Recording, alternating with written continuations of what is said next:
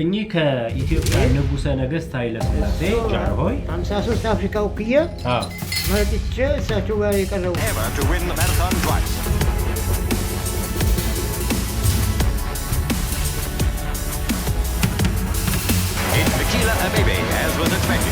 ከሻምበል አበበ ቢቂላ፣ ከሻምበል ማሞ ወልዴ፣ ከሻለቃ ባሻ ዋሚ ቢራቱ፣ ከሻለቃ ምሩጽ ይፍጠር ጋር የሮጡ ናቸው። የዛሬው እንግዳ ለኢትዮጵያ አትሌት ደምና አጥንታቸውን የከፈሉ ታላቅ ኢትዮጵያዊ ናቸው። እስከ መጨረሻው ከኛ ጋር ከቆያችሁ የእሳቸውን ታሪክ በደንብ ታጣጥማላችሁ።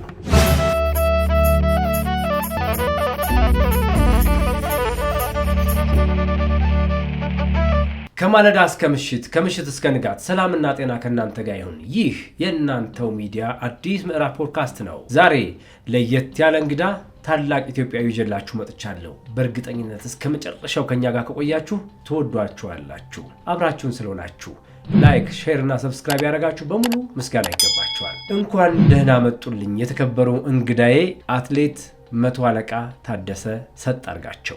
እንኳን ደህና ቆያችሁኝ። ስለተገናኘን እጅግ በጣም ደስ ብሎኛል። አዎ እኔንም በስነ ስርዓት ጠርሳችሁ ይህን ሁሉ መስተንግዶ ማድረጋችሁን ከፍተኛ አመሰግናለሁ። አዎ እድሜ ጤና ይስጣችሁ፣ በረካ ሁኑ። አሜን። እናመሰግናለን አባቴ። እኔና እርስዎ እንዴት ነበር የተገናኘ ነው? አንተ ጋር የተገናኘ ነው አጋጣሚ ነው። ባህልና ስፖርት ወጣቶች ኃላፊዎች ጋራ ከዓለም ባንክ 16 ኪሎ ሜትር በእግሬ ተጉዤ መጣሁና እሳቸው ጋር ለመቅረብ ስመጣ ነው ከአንተ ጋር የተገናኘ ነው። በዕለቱ ዕለት አላገኘኋቸውም ሰውየውን። ደረጃው እየወረድን እያለን መጨረሻ ላይ ተገናኘንና እኔ በአካል ጠየቅኩ በር ላይ፣ ጋሽዬ እባክህ እኔ ሩቅ መንገድ ነው የመጣሁትና መሳፈሪያ የለኝ፣ መሳፈሪያ ስጠኝ ደክሞኛል ብዬ ስጠይቅ ኑ አልክና ወደ መስሪያ ቤት ወሰደና በቂ መሳፈሪያ ሰጠኝ። ዓለም ባንክ በሰላም ገባው። ደወልክና በሰላም ገብተሃል ብለህ ደወል ጠየቅከኝና አመስግኜ በሰላም ደርሻለሁ ልጅ እግዚአብሔር ይስጥልኝ ብዬ ወደ ቤት የገባውኝ። በሚቀጥለው ደግሞ ተመለስኩና ይህን ቀን እንድትመጣ አለኝና ተመልሼ ሲሄድ እንዳጋጣሚ መረጃዬን ይዤ መጣሁኝ። መረጃዬን ይዤ ስመጣ ተገናኘንና የሆነ ቦታ ላይ ቁጭ አልን። በስነ ስርዓቱ ቁርስ በላን። እዚያ ላይ መረጃዎችን አየ። እንግዲያውስ ዓርብ ጠዋት መኪና ልካለሁና አብረን እንጨዋታለን፣ ታሪክዎትን እፈልጋለሁ፣ ለኢትዮጵያ ሕዝብ መተላለፍ አለበት፣ መረዳት መደገፍ አለበት በሚለው መሰረት ይህን ስራ እንሰራለንና መረጃን ጠቅለው ይዘውንና ዓርብ ጠዋት እንሰራዋለን ስላልከኝ ያንን መረጃውን በሙሉ ይዤ መጥቼ እነሆ አንተ ጋር ተገናኝተናል። በጣም አመሰግናለሁ። በጣም ነው ደስ የሚለው አባቴ። መቼም ፕሮግራማችን ከመጀመራችን በፊት ትልቅ ሰው ሲመጣ መርቆን ጸሎት አድርጎ እንዲጀምር እንፈልጋለንና መርቁንና ስራችን የተቃና እንዲሆን ለህዝብ እንዲደርስ የተናገርነው ነገር ተሰምቶ ፍሬ እንዲያፈራ ይህ ሁሉ ቃላችን እንዲሰማ ጸሎት አድርገው መርቀውን ይጀምሩ። እሺ እግዚአብሔር ይስጥልህ ልጄ፣ ተባረክ፣ እድሜ ጤና ይስጥህ። አሜን። ይሄ ደግሞ መስሪያ ቤታችሁ ከፍ ያለ መስሪያ ቤት ይሁንላችሁ። አሜን። ሰፋ ያለ እንጀራ ይስጣችሁ፣ በረካ ሁኑ። አሜን። ሰውን ለማስተናገድ ጥሩ ስነ ስርዓት ስላላችሁ ታድጋላችሁ። ገና ልጆች አይዟችሁ። አሜን። አሁንም የማታ እንጀራ ይስጣችሁ፣ ያሰባችሁት ይሙላላችሁ። አሜን። ስራችን የተቃናና የተባረከ ስራ ያርግልን። አሜን። እግዚአብሔር ይስጥልን። አሜን። ይሄ አዲስ ምዕራፍ ፖድካስት የሚባለው መድረካችን የምንወያይበት ታላላቅ ሰዎች ሲመጡ እንዴት አደጉ፣ የት ተወለዱ፣ የልጅነት ጊዜያቸው ምን ይመስል ነበር የሚለውን እንጨዋወታለን። ደብረ ታቦር ጎንደር እንደተወለዱ ሰምቻለሁ። ልጅ ሆነው ሲያድጉ የነበረው ነገር ምን ይመስል ነበር? ምን ይሰሩ ነበር? እሱን እስቲ አስታውሱኝ። በግብርና አካባቢ ነው የኖርኩትኝ። እድሜን አብዛኛው ወጣት እድሜን በግብርና ላይ የቆየሁትኝ። እኔ ነኝ ደግሞ ታላቅ ልጅ እኔ ነኝ። እርሻም ማርስም ዘር ምዘራም እኔ ብቻ ነኝ፣ ደጋፊ የለም። ትናንሽ ልጆች ናቸው። አሁን ይህን ስንሰራ የምናርሰው እርሻ ሩቅ ቦታ ነው። 2 በሬ ይዘህ የምትሄደው ሩቅ ቦታ ነው። ዳጉሳ ለመዝራት ሩቅ ቦታ እንሄዳለን። እዚያ ላይ ቀንበር ተሸክመ ማረሻ ተሸክመ ነው የምትሄደው። ያን ሁሉ ጫና ተሸክመ ነው የምትሄደው። አሁን እዚያን በኋላ ካረስክ ዘር ከዘራ በኋላ ተመልሰ በሬዎችን ይዘህ ትመጣለህ ወደ ሰፈር ማለት ነው። መጨረሻ ላይ እንግዲህ እህሎች ሲደርሱ ደግሞ የደረሰ እህል ይታጨድና ይከመራል። ከከመረ በኋላ ይወቃል ማለት ነው። ዳጉሳ ነው። አዲያ ያ ዳጉሳ እሸት ሆኖ አሳማ ይበዛበታል። ገጠር ነውና ማታ ማታ እዚያ እጄ ነው የማድረው። ብቻዬን ነው፣ የሰው ድምፅ የለም፣ ሩቅ ነው። አሁን እዚያ እንጨት ሰብስብ አደርግና እሳት ሳነድ፣ ነብሮች ደግሞ እሳት ይወዳሉ፣ ይመጣሉ። ዋሽንት ነፋለሁ፣ ጎበዝ ነኝ ዋሽንት። ያን ሲሰሙ ሰተት ብለው ይመጡና አጠገቤ ላይ ቁጭ ይላሉ። ነብር እሳት ያነዱበት ቦታ ላይ ነብር ይመጣል። ከጫካ ነው። ዋሽንት ይወዳል። እሺ፣ ዋሽንት ሲሰማ ሰተት ብሎ ኮቶ አይሰማም። ሲመጣና አጠገቤ ቁጭ አለ። ያን ዋሽንት እስከ አፍኜ እስከሚገርበ ድረስ ነፋለሁ። እሱን ከጨረስ በኋላ ሲበቃው ሰተት ብሎ ይሄዳል ወደ መጣበት። መተናኮል አይተናኮልም። እኔ ተንኮል ካረኩማ እንዴ በእንትነኛል በጥፍሩ አንገቴን ነው ቆፍሮ የሚልቀኝ። አሁን ደከምኩና እዚያም በኋላ ማማ ላይ ወጣልኩና ረፍት ሳረግ ይሄ ጫካ አሳማ ይመጣና መሀል ገብቶ ይሄን አሳም ዳጉሳ ዝም ብሎ በለው ይላል። ቀና ብዬ ሳዳመጥ ገብቷል ዋሰብ። ይሄን አሳማ ዳጉሳ እንደው ድምጥሙን እያጠፋ ነው። ድንጋይ አለ፣ ወንጭፍ አለ። በዚያ ድንጋይ ወንጭፉን እያባረርኩ እዚያ ስዘው የአሳማ ግር ብሎ ወደ መጣበት ተመርሶ ይሄዳል። እንደዚያ እያደረኩ ስጠብቅ እዚያን በኋላ እህሉም ደረሰ። አጨድና ከመርን ወቃ ነውና ወደ ቤት ገባ ማለት ነው። ደከምኩ፣ ለፋው። በመሀል ላይ ጠፋውና ባህር ዳር ገባሁ ሰተት ብዬ ራሴ። እናት አባት ሳያውቁ የግብርና እርሻ ስለደከመዎት ሄድኩ ባህር ዳር። በምን በእግሮት ሄዱ? በእግሮት አቋረጡ? ከደብረ ታቦር ወደ ባህር ዳር ምን ያህል ጊዜ ፈጀበዎት? ወደ 2 ሰዓት ይፈጃል። እዚያ ሰተት ብዬ ባህር ዳር ከተማ ሲገባ አጋጣሚ 2 እንግዶች ባልና ሚስት ናቸው፣ አዛውንቶች ናቸው፣ ሆቴል አላቸው። እዚያ እጅ ሰጠው። እዚያ ምን ሆነህ ነው እንደዚህ እኛ ጋር ግባና ስራ አሉኝ። ገባውና ዋና ወጥ ሰሪና ምግብ አቅራቢ፣ ወጥ ሰሪና ቀለብ አዘጋጅ ነው። ምንም ትምህርት ሳይኖረዎት ወይስ እነሱ አስተማሪዎቹ? እኔ ራሴ ወጡን መጀመሪያ ያሳዩኝ አሰራሩ። ከዚያም በኋላ እኔ ቀጥል አልኩ። በግ ማርደው እኔ ነኝ፣ ፍየሉ ማርድ እኔ ነኝ፣ የምቀቅለው እኔ ነኝ፣ ወጥ የምሰራው እኔ ነኝ፣ ለተጠቃሚ የማቀርበው እኔ ነኝ። ያን ስሰራ ምን ያህል ጊዜ ሰሩ ሆቴል ውስጥ? ወደ 1 ዓመት ሰርቻለሁ። 1 ዓመት ምናምን ሰሩ? አዎ። በመሀል ደሞዝ ነበረዎት? ደሞዝ የለም፣ ዝም ብሎ መብላት መተኛት ነው። ደሞዝ የለም። መብላት፣ መተኛት፣ መስራት በቃ። በመሀል ያቺ ተስቦ በሽታ ያዘችኝና ታላቅ ወንድሜ ታሞ ተኝቷል ሲባል ሲሰማ ጓደኛውን ይዘው ሰተት ብሎ መጡ። እኔ ያለሁበት በቃሬዛ መልሰው ወደ ገጠር ይዘውን ሲሄዱ አጋጣሚ እኔ ነስር ደም ይፈስና ከኋላ ቋንጃው ላይ ጠብ ትላለች ደሟ። የወንድሞት እግር ላይ ቋንጃው ላይ ደም ፈሰሰበት። እሱን ወዲያው አስተኛው። ለምን? በሽታ ወዲያው ተላላፊ ነበር። ተላላፊ ነው። እሺ። ወዲያው አስተኛውና እሱን ወዲያው አጣድፎ ሞተ። እኔ እድሜ ረዥም ነው አቆየኝ ወደኋላ። እሱ ከእርሶ ነስር ጠብ ባለበት ምክንያት ተላላፊ ስለነበረ ሞተ። እናታችንም ሁሉ ሙሉ ጨረስ ቤተሰብ ታመ ሞቱ እነሱ። አዎ። እኔ ብቻዬን ቀረው። ዳንኩና የት ወሰዱኝ? አባቴ ቤት ወሰዱኝ። አሁን አባቴ ቤት ትንሽ ቆየውና አገገምኩና ተመልሼ ባህር ዳር ተርኩና የመንግስት መስሪያ ቤት አንተ ሾፌር አለ አቶ አድማስ የሚባል እሱ ደግሞ እየተመላለስ ከከተማ ስራ ቦታ ለመሄድ 12 ኪሎ ሜትር ነው። በባዶ እግሬ ጠዋት እሮጣለሁ። ሩጫ መሆኑን ሳያውቁ ነው? ዝም ብሎ ነው? ለስራ ነው የሚሮጡት? ለስራ ነው። 12 ኪሎ ሜትር ነው ለመሄድ ብቻ። ነዳላለሁ። 12 ኪሎ ሜትር ነዳና ሰራተኛ ሳይደርስ እኔ ከችላለሁ እዚያ። አሁን አጠገብ አንድ ትንሽ ከተማ በዛይት ከተማ ትባላለች እና እዚያ ምግብ ሞልቷል። 6 ሰዓት ሲሆን ምግብ ያመጣሉ ሴቶቹም። ጠላ አለ፣ ስጋ ይመጣል። ያንን ትነፋለህ። ጠላ አለ ደግሞ የክቡር ዘበኛ ትልልቅ ጣሳ በሱ ይመጣል። እሱን ልም አድርጌ ነው የምጠጣው። ለምን 12 ኪሎ ሜትር ደክሜያለሁ። እንደገና ቁፋሮን የምትውለው እስከ 6 ሰዓት ውሃ ስታጠጣ። እዚያ በኋላ 7 ሰዓት ተኩል ሲሆን ወደ ስራ ግባ ይላል ፈረንጅ። ይደወላል፣ ወደ ስራ እገባለሁ። ያን 12 ሰዓት ሙሉ ሰርተን ስንጨርስ ደግሞ ደወል ይደወላል። እዚያ የሮጥኩ ደግሞ ከተማ ነው የምገባው። በቀን 24 ኪሎ ሜትር እሰራለሁ እየሮጡ። አዎ ይሄ ሰውነቴን አስተካከለው። 3 ዓመት ሰራሁ። ይሄንን 3 ዓመት ባህር ዳር እየሮጡ ይሄዳሉ፣ እየሮጡ እየተመለሱ። 3 ዓመት በቀን ሰራተኛ። የቲማቲም እርሻ ነው አይደል? አዎ ቲማቲም ያመርታል። እሺ ቲማቲም ጥሬውን እንበለዋለን እኮ። ቲማቲም ወርቅ ነው፣ ንጹህ ነው። የአባይ ወንዝ ነው ቀርጸን ወደ ውስጥ የምናስገባው። የአባይ ወንዝን በመስኖ ወስደው የቲማቲም እርሻ አድርገው ይሰራሉ። በመስኖ ሲቆፍርና ወደ መሀል ይገባል። ከዚያ ነው አንተ እየሸነሸንክ የምታጠጣ።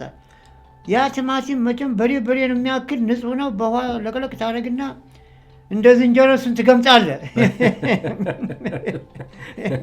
ታዲያስ ቁርጠት የለ ምን የለ፣ ንጹህ ነው አፈሩ፣ ንጹህ። ታዲያስ አፈሩን ቀይ አፈር ነው፣ ንጹህ ነው። ያን ወንድሜ እዚያን በኋላ ወንድሜ ጥጋቡ ተሰማኝና 3 ዓመት እሱን ግጥም አድርጌ ሰራውና በኋላ ለዚህስ ምን ያህል ብር ተከፈለዎት? በቀን ክፍያ የለውም። ምንድን ነው? ዝም ብለህ ምሳ እራት በልተህ ነው የምትሄደው። ክፍያ ሳይኖር ነው 3 ዓመት ሙሉ 24 ኪሎ ሜትር የሄዱ እየሰሩ። መዘጋጃ ነው የሚከፍለው። እሺ ትንሽ ነው እኮ 60 ሳንቲም ነው እሱ። 60 ሳንቲም ይከፍሉታል። እሺ 60 ነች፣ በ15 ቀን ነች እሷ። እዚያ ከተማ ስንገባ ክራይ 10 ሳንቲም ነው። 5 በ5 ቤት ባዶ ነው። 10 ሳንቲም ኪራይ። ተከበራችሁ የአዲስ ምዕራፍ ፖድካስት ተመልካቾቻችን፣ የቤት ኪራይ በ10 ሳንቲም የዘመን ጉዳይ ነው ይሄና 10 ሳንቲም ተከራይተው ይኖሩ ነበረ። 60 ሳንቲም ደግሞ ክፍያ ነበረው። ክፍያ በ15 ቀን። እሺ ቀጠለና ምሳና ራት የምንበላው ደግሞ ምሳ ስሙኒ፣ ራት ስሙኒ፣ ምሳ ስሙኒ 50 ሳንቲም ስጋ ወጥ።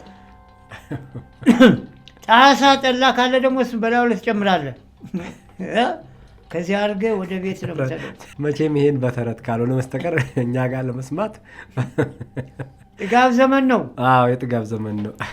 በሞቴ እየተባለበት ዘመን ነው ያሳለፍነው። እና እዚያን በኋላ ምን አደረገ አቶ አድማሱ የሚባል መዘጋጃ ሹፌር ታደሰ አለኝ። አቤት ይህን ሁሉ 3 ዓመት በሩጫ ሞትክ እኮ ወደ ኮተኔ ተቀጠርና ግባና ስራ አለኝ። ስንት ነው ዋጋው? ባህር ዳር የነበረው የጨርቃጨርቅ ፋብሪካ ውስጥ ለምን እዛ ገብተህ አትሰራም? 3 ዓመት ሙሉ በእግርህ ሮጥክ፣ ውጤት አላመጣህም፣ ደከምክ። ስለዚህ የዚህ የባህር ዳር ጨርቃጨርቅ ፋብሪካ ኮተን ብትገባ ውጤታማ ትሆናለህ አለ። አዎ ገባው። ሳይ ወረቀቱ ላይ ሳይ በቀን 1 ብር ይላል። አሁን የሚገባ ሰው ጠፋ።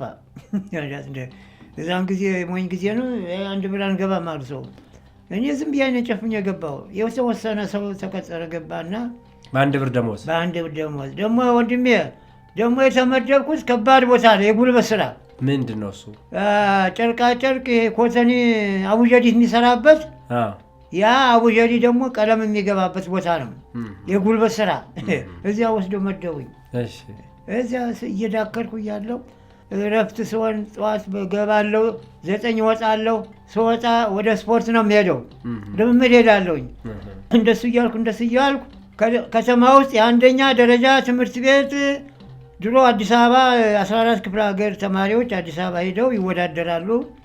እዚያ ተማሪዎች 10 ኪሎ ሜትር አለ እና ትችላለህ ወይ ጠይቃቸው ሲመምረን አሉኝ ሰዎቹ። ሄድኩና ተማሪ ጠየቁ። ስማ ከቻልክ ግባ ትችላለህ አለኝ። እኔ በደንብ ሰርቻለሁ፣ አዘጋጅቶኛል። አዎ ገባውና 10 ኪሎ ሜትር ላፍ አረኳቸው። መጀመሪያ ያየሁት ማን ነው ወደዛ የወሰዱት? አቶ አድማሱ። አቶ አድማሱ ምንድን ነው ስራቸው? የመዘጋጃ ሹፌር ነው። ሹፌሩ የዛ መሮጦትን ስለሚያውቅ ነው ወደዛ ያውቃ። እንዲያውም ትንሽ ጊዜ እሱ ጋር አብሬ ረዳት ሰርቻለሁ። ጥሩ ሰው ነው። 10 ኪሎ ሜትር ተወዳደር አሉኝ እና ጠየኳቸው። ስፖርት ኮሚሽኖች ናቸው ወይስ አይደለም? መምህራን፣ አስተማሪዎች፣ የመምህራን ስፖርት ክለብ። አዎ ለምን ልጆች ለመምረጥ ይፈልጋሉ። መርጠው አዲስ አበባ ሄደው እንዲሮጡ ነው። ኢትዮጵያ ማለት ነው አዲስ አበባ። አሁን ተካፈል አሉኝ። ተካፈልኩና 1ኛ ወጣሁ እኔ። 10 ኪሎ ሜትሩን 1ኛ ወጡ? 1ኛ ወጣሁ በሸራ ጫማ። ታዲያ እዚያ ከተማ ውስጥ ትልቅ ሻይ ቤት ነበር። አንድ አዲስ ባህር ዳር እድሜውን የጨረሰ ሙስሊም፣ የእሱ ልጅ በጣም ደስ ያለ ሶሻል ልጅ ነው። ጓደኛ አድርጌ ያዝኩት ከተማ ውስጥ እሱ ሻይ ቤት ስፈልግ ዱቤ እበላለሁ። ፉል ዝም ብዬ እበላለሁ። አያስከፍለኝም። ስሮጥ ያየኛል እና ዛሬ ሩጫ አለ ትመለከታለህ ብዬዋለሁ። መጣና ሳይ አንደኛውን ወስዶ 300 ኢትዮጵያ ብር በጣም ትልቅ ሽልማት ነው። 300 ኢትዮጵያ ብር ሰጠና ና ግባ ምሳ ብላ ተባልኩኝ። የዛን ጊዜ ደግሞ ምስር ነው ይሄ ክክ ምስር ነው። ዓመተ ምህረቱን ያስታውሱታል? በ9 ምናምን ቤት ነው ልጅ የመጣሁት እንኳን በ59 ነው ወደ አዲስ አበባ። ስለዚህ ከ59 በፊት ነው። አዎ አሁን ደስ አለው በቃ ሁልጊዜ እንዳትቀር ቁርስና እራት እዚህ ትበላለህ አይዞህ ጓደኛ አደረገ አረቦሽ አደረገ። ልጁ ገና ወጣት ልጅ ነው። ሶሻል ነው ልጁ ደግሞ እንዴት ያለ ጥሩ ልጅ። አሁን እየሰራው እያለው ሁለተኛ ደረጃ ደግሞ ማጣራት ይፈልጋሉ አስተማሪዎቹ። እዚያ ደግሞ 15 ኪሎ ሜትር አላቸው። ከተማ ዙር ነው። ህዝቡ እንደሌላቸው ከተማ ዙር ነው። እዚያ ደግሞ ጋሽ እኔ መሮጥ እፈልግ ነበር እባክህ እንደው አካፍለኝ እስኪ 15 ኪሎ ሜትር አልኩና መምህራን ጠየቁኝ። ፈቃደኛ ናቸው ግባ አሉኝ። እቹን አግኝቼ ነው አልኩኝ። ይህንማ ረሽናለሁ ተማሪን አሸንፉኝም አልኩኝ። ገባሁና 15 ኪሎ ሜትር ወንድሜ እንዲሁ አብረው ሊሄዱ ነው እንዴ ብቻዬን ጨረስኩትኝ። አንደኛ ስገባ ትልቅ ዋንጫ ተሸለምኩ። ያ ልጅም ደግሞ ነበር አብሮኝ ስሮጥ ያያሉ። እንደገና የወሰድኩትን ያህል ብር ደግሞ ሰጠኝ 300 እንደገና 600 ብር ማለት ነው። አይ ሀብታም ሆኖ ቤት ገዙ ወይስ መኪና? ይዤ መጣሁ ወደ አዲስ አበባ ልበላበት። ያን ዋንጫ ወሰድኩና ለስራ አስካጁ ወስጄ ከች አድርጌ አቀረብኩኝ። በል የክፍል ኃላፊን ጥራልኝ። ክፍል ኃላፊ ደግሞ አንድ ጨቅጫቃ ቢጤ ነው እና አልኩትና ወሰድኩትኝ። ለምን እንደሚጨቃጨቅ ነዝናዛ ነው በቃ እና አልኩና ወሰድኩ። በሆነ ባልሆነ ይጨቃጨቃል። ዝም ብሎ ዋገምት ነገር ነው። ወሰድኩና ስራት ጋር ገተርኩ። ይቅርታ ዋገምት ማለት አንዴ ከያዘ የማይለቅ ነው። የማይለቅ አማርኛው እንደዚያ ነው የሚያሳየው። ወሰድኩና ስራ አስኪያጁ ጋር አቀረብኩ። ስማ አለው። አቤት። ከዛሬ ጀምሮ ይሄ ጀግና ሯጭ ሌሊት እንዳይገባ ጠዋት 1 ሰዓት ይገባና 9 ሰዓት ይወጣ። እዚያም በኋላ ስፖርቱ እንዲቀጥል ከዛሬ ጀምሮ አዳር እንዳይገባ አለ። አንተም ቀጥል ስፖርት አሻሽለ አዲስ አበባ እንልካለን አለ። እሺ አልኩና እጅ ነሳውና እኔም ሄድኩኝ ወደ እንትን ያው ገም ሰውዬ ጋር በቃ ሰው ዝም በለው ጠዋት ነው የምንገናኝ እንጂ አዳር የለም። አዳር ከሆነማ ይፈጀኛል። ስለዚህ ትንሽ እድገት አገኙ ማለት ነው። እድገት አገኘውና እዚያም በኋላ ወንድሜ እናቴ ልጅ ሞራል አገኘው። በመሀል ላይ ከአዲስ አበባ 2 ዶክተሮች፣ አንድ የጥርስ ስፔሻል ዶክተር፣ አንድ ደግሞ የአይን ስፔሻል ዶክተሮች የፋብሪካ ሰራተኛ ኮንትራት ይዘው በ15 ቀን ይመጣሉ። በዚያ ሲመጡ እኔ ልምምድ ስሰራ እነሱ ወደ ስራ ሲገቡ መንገድ ላይ ይዙኛል። መኪና ቆሙ። አንተ አለኝ። አቤት። ና እስኪ ቶሎ በላል። ምን ሆኑ እኒህ ሰዎች ደግሞ ይፈልጉኛል። ኋላ ሄድኩና ምን እየሰራ ነው አሉኝ። ሩጫ እየተለማመድ። ትችላለህ? አዎ። ትችላለህ? አዎ። በቃ እንግዲያውስ እኛ እንመለሳለን። አክመ ስንጨርስ አዲስ አበባ ትሄድና እና በቂላ ጋር ትቀላቀላለህ አሉ። እንዳታቆም ጠንክረህ ስራና ይዞን ወስደሃለን አሉኝ። ሞራል ተሰማ። እጅ ነሳው። እዚያም በኋላ የባሰ ሞራል ተሰማ። መጀመሪያም 24 ኪሎ ሜትር ጠዋትና ማታ ይሮጡ ነበር። አዎ። ከዛ ደግሞ የባህር ዳር ጨርቃጨርቅ ፋብሪካ ሲገቡ ይሮጡ ነበር። አዎ። ከዛ በመምህራኖች ደግሞ እንድትሮጡ አረጓችሁ። 2ቱን አሸነፉ። መጨረሻ ደግሞ እነዚህ ዶክተሮች ለሕክምና የመጡ አገኙኝ። ሞራል ተሰማዎት? እንደገና እንቅልፍ የለኝም አልኩ። ወደ ስፖርት ነኝ። ከዛ በኋላ ኪሎ ሜትሩን ጨመሩ መሮጥ? አዎ ጀመርኩኝ። ወደ 30 ገባሁ። እዚያም በኋላ እኮ እሺ። እዚያ ተመልሰው ሲመጡ እቃን አዘጋጅና ዘነዳልን አሉ። ስራ አስኪያጁ ጋር ቀረብኩና አባቴ እንደዚህ እኮ ነው 3000 ብር ደግሞ እንግዲህ ለሆቴል ይሆናል ብለው 3000 ብር ፈቀዱልኝ። 3000 ብር ተቀበልኩ። እጅ ነሳው፣ መረኳቸው። እዚያም በኋላ አዲስ አበባ ይዘውኝ ሄዱ ዶክተሮች። 3600 ሆኖልዎት ማለት ነው? ታዲያስ ሀብታም ሆንኩኝ። አዲስ አበባ ወሰዱና ስታዲየም ጥግ ብሉ ናይል አለ። ስታዲየም አካባቢ የነበረው ብሉ ናይል ሆቴል ነው። እሺ። ታዲያ በዛን ጊዜ እሱ ነው ትልቅ ሆቴል። እሺ። ወስደው የሆቴሉ ባለቤት የዶክተሮች ጓደኛ ነው። እሺ። እኔን ወሰዱና በል ሁለተኛ ፎቅ አልጋ ስጡትና ይተኛ፣ ራት ምሳው ይብላ፣ እኛ ነው የምንከፍለው አሉ እነሱ። ወሰዱና ደግሞ መልሰው ስታዲየም ወሰዱኝና ከና ንጉሴ ጋር አስረከቡ። ንጉሴ ተገናኘንና አቶ ንጉሴ አለ። አቤት። ንጉሴ ሮባ አሰልጣኝ ጊዮርጊስ ሲጫወት ነበሩ? አዎ። አቶ ንጉሴ አለ። አቤት። ያው ጀግና የሆነ ባህር ዳር ማራቶን አምጥቼልሃለሁ ና ተረከበኝ አሉ ዶክተሮቹ። ለአቶ ንጉሴ ሮባ ዶክተሮቹ ከባህር ዳር ያመጡት ጀግና ሯጭ አምጥተናል ተረከቡ አሉ። ና ተረከብ አለ። እሺ አመጣንና ሲረከብ የዛን ጊዜ በ52 ነው፣ በ1952 ዓ.ም። አዎ። አበበም ነበር ማሙን። በ1952 እና 50 እና 51 ላይ ንጉሴ ሮባ ለኢትዮጵያ የጊዮርጊስ ቡድን ይጫወቱ ነበር። ተጫዋች ነበር እዚያ በፊት። ከዛ በፊት እሺ። ከዛ አሰልጣኝ ሆኑ። ከዚያ ወደ አትሌት ተመለሱና ወደ ሩጫ አሰልጣኝ ሆኑ። እሺ።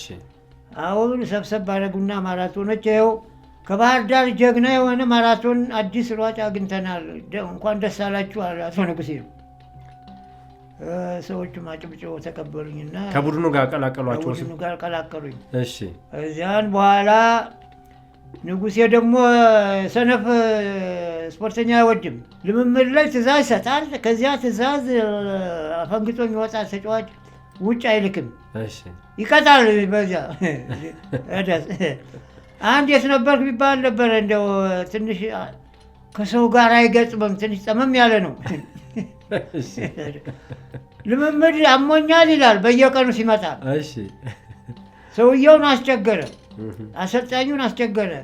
አሞኛል ይልና ከሰዓት በኋላ ደግሞ ለብቻው ሄድና 9 ሰዓት አስፋልት ላይ ሲሮጥ ታገኘዋለህ። ተመልከተው እንግዲህ የቡድኑ ጋር የማይገጥም ሰው ነው። አሁን ውጭ ጥሪ ሲመጣ አንተ እዚህ ተቀመጥ፣ እዚህ ባትሄድም ባህሪ ነው አንተን ወደኋላ የሚያስቀርህ፣ ሌሎች ሲሄዱ አንተ እዚህ ትተኛለህ ብሎ ንጉሴ ጨቀጭቃል። ኋላ አንድ ጊዜ ሀገር ውስጥ ማራቶን አንድ ጊዜ አሸነፈ እሱ የሰራዊቱ ክብር በዓል ጊዜ። ከዚያ ቀጠለና እኔ ነኝ ያሸነፍኩት በ1965 መሰለኝ ረሳው ዓመቱን። በ1914 ነው መሰለኝ ያሸነፈው የት ነበርክ የሚባለው። ቀጥሎ እኔ ነኝ ደግሞ ያሸነፍኩ። ከዚያም በኋላ ነው የቆመው። ስንት ማለት ነው ማራቶን? አዎ 24 ክፍለ ጦር አለ። 24ቱ ክፍለ ጦር እያንዳንዱ ክፍለ ጦር 150 ሰው ነው ይዞ የሚመጣው። እርስዎ ጦሩ ጋር ተቀላቀሉ? አዎ ጦሩ ጋር ተቀጠልኩ። እሺ። ከዛ በፊት እዚያ በፊት ገና አልተቀጠልኩም። እየበላሁ ውቴን ነው የምተኛው። 1952 መጡ፣ ከንጉሴ ጋር ተገናኙ። እዚያን በኋላ ንጉሴ የጦሩ አሰልጣኝ ነበረ። የ4ኛ ክፍለ ጦር አሰልጣኝ ነው። ዶክተር ገብረ መስቀል ኮስትሬ የክቡር ዘበኛ የማራቶን አሰልጣኝ ነው። ዶክተር ወልደ መስቀል ኮስትሬ ማለት በኋላ የታላቁ ሯጭ የኃይሌ ገብረስላሴ ዶክተር ነበሩ አይደል? አዎ። በኋላ እንግዲህ ሰራዊት ውድድር ስለደረሰ ከሁለት ተካፍለውታል እነሱ። ንጉሴ የ4ኛ ክፍለ ጦር የማራቶን፣ ዶክተር ገብረ መስቀል ኮስትሬ የክቡር ዘበኛ ወልደ መስቀል ኮስትሬ የክቡር ዘበኛን ማራቶን ሁለት ተካፍለውታል። አንደኛ ሁለቱም ክፍለ ጦሮች ናቸው ጠንካራዎቹ። ሙሉ አገር የሚወክሉ ሯጮች ያሉ ከሁለቱ ቡድን ነው እና እነሱም ደግሞ ደህና አሰልጣኝ ስለሚፈልጉ ተካፈሏቸውና አንዱ የያዘ ይኸኛውን ያዘ። ሻምበል አበበ ቢቂላ እዛው ነበር። አበበ ቢቂላ ማንትን ነው ክቡር ዘበኛ ነው። ክቡር ዘበኛ ነበር። ማሙም እሱ እዚያው ነው። ባሻዋሚም እዚያው ናቸው። እኔ ብቻ ነኝ ወደ 4ኛ ክፍለ ጦር። እኔና ሻለቃ ደምሴ ወልዴ፣ 50 አለቃ ለንጅሳ በዳኔ፣ እነዚህ 4ኛ ናቸው። ክቡር ዘበኛ ሯጭ በዘዋል። በኋላ እየሰራን እያለ ገና ሳልገባ ማለት ነው። አሁን ልምምዴ በጣም ጎበዝ ነኝ። ሰውነቴ አዳብት አድርጓል። እዚያ የሰራሁት ወደኋላ መቅረት የለም። አሁን በአሻዋሚ ሹልክ ያደረጉና ና እኛ ጋር ትቀጠላለህ ይሉና ጃን ሜዳ ዘውኝ ይሄዳሉ። ጃን ሜዳ ሄዱና ኮሎኔል ሙሉጌታ ይባላሉ። አጭር ናቸው፣ የመምሪያ ኃላፊ። ከኔ ያጠሉ ናቸው። አላ ወሰድ ቆፍ አረጉና ባሻዋሚ በር ከፈቱ። ሰላምታ ሰጧል። ምንድን ነው አለ። አቤት፣ ከባህር ዳር ጀግና የማራቶን ተወዳዳሪ ይዤ መጥቻለሁ። ሌሎች ክፍሎች ሳይቀድመኝ እኔ ይዤ መጥቻለሁ፣ ይቀጠርልን ብሎ ጠየቀ። እንዴ ባሻ አለ። ደግሞ ብለህ ጎደሎ ይዘህ ትመጣለህ? እዘልኝ ዳር አረ ጌታዬ እባክዎት ቢለምን በጭራሽ እምቢ ካልክ አንተ እስር ቤት ነው የምትገባው አሉት። እዚያ ተመልሼ እሳቸውም ተናደዱ። ተመልሼ ሆቴል አረፍ አልኩኝ። በመነጊታው ልምድ ስንሰራ የ4ኛ ክፍለ ጦር የስፖርት ኃላፊ ኮሎኔል ጥላሁን ይባላሉ። በጣም ስፖርት ይወዳሉ። እሳቸው እኛ ልምድ ስንሰራ ትሪቡ ላይ መጠው ቁጭ ብለው ያሉ መኪና ይዘዋል። አሁን ወንድም የዚያ ሰርተን ጨርሰን ታጥበን ስንወጣ ና አሉኝ። አቤት፣ ግባ መኪና ውስጥ አሉ። ና እኛ ጋር ሲገባል አይዞህ። የት ማለት ነው? መሿለኪያ 4ኛ ክፍለ ጦር ገባ። ከዚያ በጥራልኝ ግምጃ ቤቱን 50 አለቃ እሸቱን ጥራልኝ አሉ። መጣ። በርተሎ በል አልጋ ስፖርተኞች ጋር መድብ፣ አልጋ መድብ፣ ብርድ ልብስ ስጥ፣ አንሶላ ስጥ፣ ጫማ ገለመሌ ስጠው። ዛሬ ጀምሮ ተቀጥሯል። ወታደራዊ ትእዛዝ ነው። አዎ። ወዲያው ላፍ አረገና ይገርማል ደግሞ ማነው አልጋ የዘረጉልኝ? ከሸቱ ቱራ ጎን የዘረጉልኝ። ሸቱ ቱራ? እሺ። የዛን ጊዜ ሸቱ ቱራ 10 አለቃ ነው። ቦረና ነገሌ ነው ክፍሉ። እዚህኛው ለጦር ኃይሎች ስለተመረጠ እዚያ 4ኛ መረጠውና ተቀላቅሎ ይሰራል። ከሱ ጎን አልጋ ዘረጉልኝ። አዲያ የምሰራው በሲቪል ሱሪ ነው የምሰራ። ቱታ የለም። በሲቪል ሱሪ ነው የምሰራው። ልምምድ እነሱ ሊሰጧቸው አልቻሉም። ገና ነው የላቸውም። አሁን እየሰራው እያለው እሸቱ ቱራ ጠዋት ይቀሰቅሰኝና ወደ ጫካ ይዞ ይሄዳል። እዚያ አሳማ ሰፈር ይባላል። 1 ሰዓት ተኩል ዳገት መውጣት መውረድ 1 ሰዓት ተኩል ያሰራኛል። ቀስ እያደረገ ተመልሰን ወደ ምኝታ ቤት እንመጣና ቀላል ሻወር እንገባለን። ቀዝቃዛዋ ከዚያ ትንሽ አረፍ ትልና ቁርስ ፊሽካ ይነፋል። ወደ ቁርስ ትሄዳለህ። ቁርስ ደግሞ እንቁላል ፍርፍር ነው ከተባለ አንድ ገረወይና ሙሉ ነው የሚሰራው። ሰራዊት ብዙ ነው የሚመገበው። ከዚያ ፈረንጅ ዳቦ በሬ የሚያክል ነው እሱ። በሳህን እንቁላል በሳህን ይቀርብልሃል። እሱን ትቀዳለህ። ሆድ እስከሚችለው ትበላለህ። ወደ ምኝታ ቤት ትሄድና አረፍ ትልና በኋላ ቁርስ 30 ደቂቃ ቆየ። በኋላ ፊሽካ ይነፋል። ቆጠራ ይካሄዳል። ቆጠራ ወታደራዊ ስለሆነ ቆጠራ ይካሄዳል። ሪፖርት አለ እኮ። ፎሌን ላይ ትወጡ ነበር? አዎ። ማራቶን ለብቻ፣ 10 ሺህ ለብቻ፣ ጭር ሩጫ ለብቻ በየምድቡ ይሰለፍና እንግዲህ አለቃ አላቸው። እንግዲህ እነሱም የሁሉም ሪፖርት ይቀበላሉ። ሻለቃ ባሻው በሽተኛ ካለ በበሽታ ታስተላልፋለህ። በሽተኛ ከሌለ ሙሉ ቀሪ የለም ብለህ ትሰጣለህ። ከዚያን በኋላ አጠቃሎ ደግሞ የሚወስደው ሻምበል አለ። አጠቃላይ ሪፖርት ወስዶ ለሻለቃ ነው የሚወስደው። ደግሞ እንደዚያ እያለን የሚሄድ ያ ሲያልቅ በየምድቡ ይሰጣል ትእዛዝ። ማራቶን ደግሞ አቶ ንጉሴ ይረከባል። እዚያን በኋላ ንጉሴ ይረከባል። እናንተ ወደ ሀና ማርያም ነው የምትሄዱት ይልና ትእዛዝ ይሰጣል። የምትሰሩት ይሄን ነው ይላል። 4ኛ ከወጣ በኋላ ቤት የሚባል የለም። ጅብ ነው። ጅብ ሰንጥቀ ነው የምትሄዱ። ሀና ማርያም ጅብ ብቻ ነው ያለው አካባቢ ነው። ጫካ ጅብ ነው፣ ቤት የለም። አረ ጅቡ ይፈራል። ስትሮጥበት በግሩፕ ስለሆነ የምትሮጡት ይሸሻል። አይተናኮልም። እዚያን በኋላ ወንድሜ እንደ ጥይት ነው የምንበረው። ሜዳውን ጠቅላላ እንደ ጥይት ነው የምንበረው። እዚያ እንግዲህ ወንድሞቼ እዚያ ነው የምንገናኝ። እንግዲህ ጅብ እንዳይበላ ተከተል ይላሻል ደምስ ይወልዴ። መጨረሻ ላይ ልጆችን ሰብስበን እንደገና ወደ መጣንበት እንመለሳለን። ውድድሩ ደረሰ። አሁን አጠቃላይ የ4ኛ ክፍለ ጦር የስፖርት መኮንን አለ። አጠቃላይ ሻለቃ ነው እሱ ነው ኃላፊው። አሁን ንጉሴ ሮባ ውድድሩ ደረሰ። ጦር ኃይሎች ደረሰ። ማጣሪያ ይደረግ ተባለና 20 ኪሎ ሜትር ማጣሪያ ይደረግ ተባለ። የእኔ ማራቶን ንጉሴ ነው የሚያጣራው። ማጣሪያ ሲደረግ እኔ በሸራ ጫማ 3ኛ ወጣሁኝ። እንግዲህ አዲስ ነኝ። 3ኛ በሸራ ጫማ ነው? አዎ 3ኛ ወጣሁ። 4ኛ ወጣሁ አለ ደስን አለቀ። ሌሎች ቀጠሉ ከኋላ። አሁን የውድድር ሲደርስ ማን ይሰለፍ ሲባል ንጉሴ ሮባ ከስፖርት መኮንኑ ጋር ግብ ነው። እሱ አዲስ ነው አይችልም መሮጥ፣ የአራተኛ ደረጃ ያለው ይግባ ተባለ። አይሆንም አለ ንጉሴ። እኔ ነኝ አሰልጣኝ፣ እኔ ነኝ የምመድበው፣ አይመለከትም አለው ንጉሴ።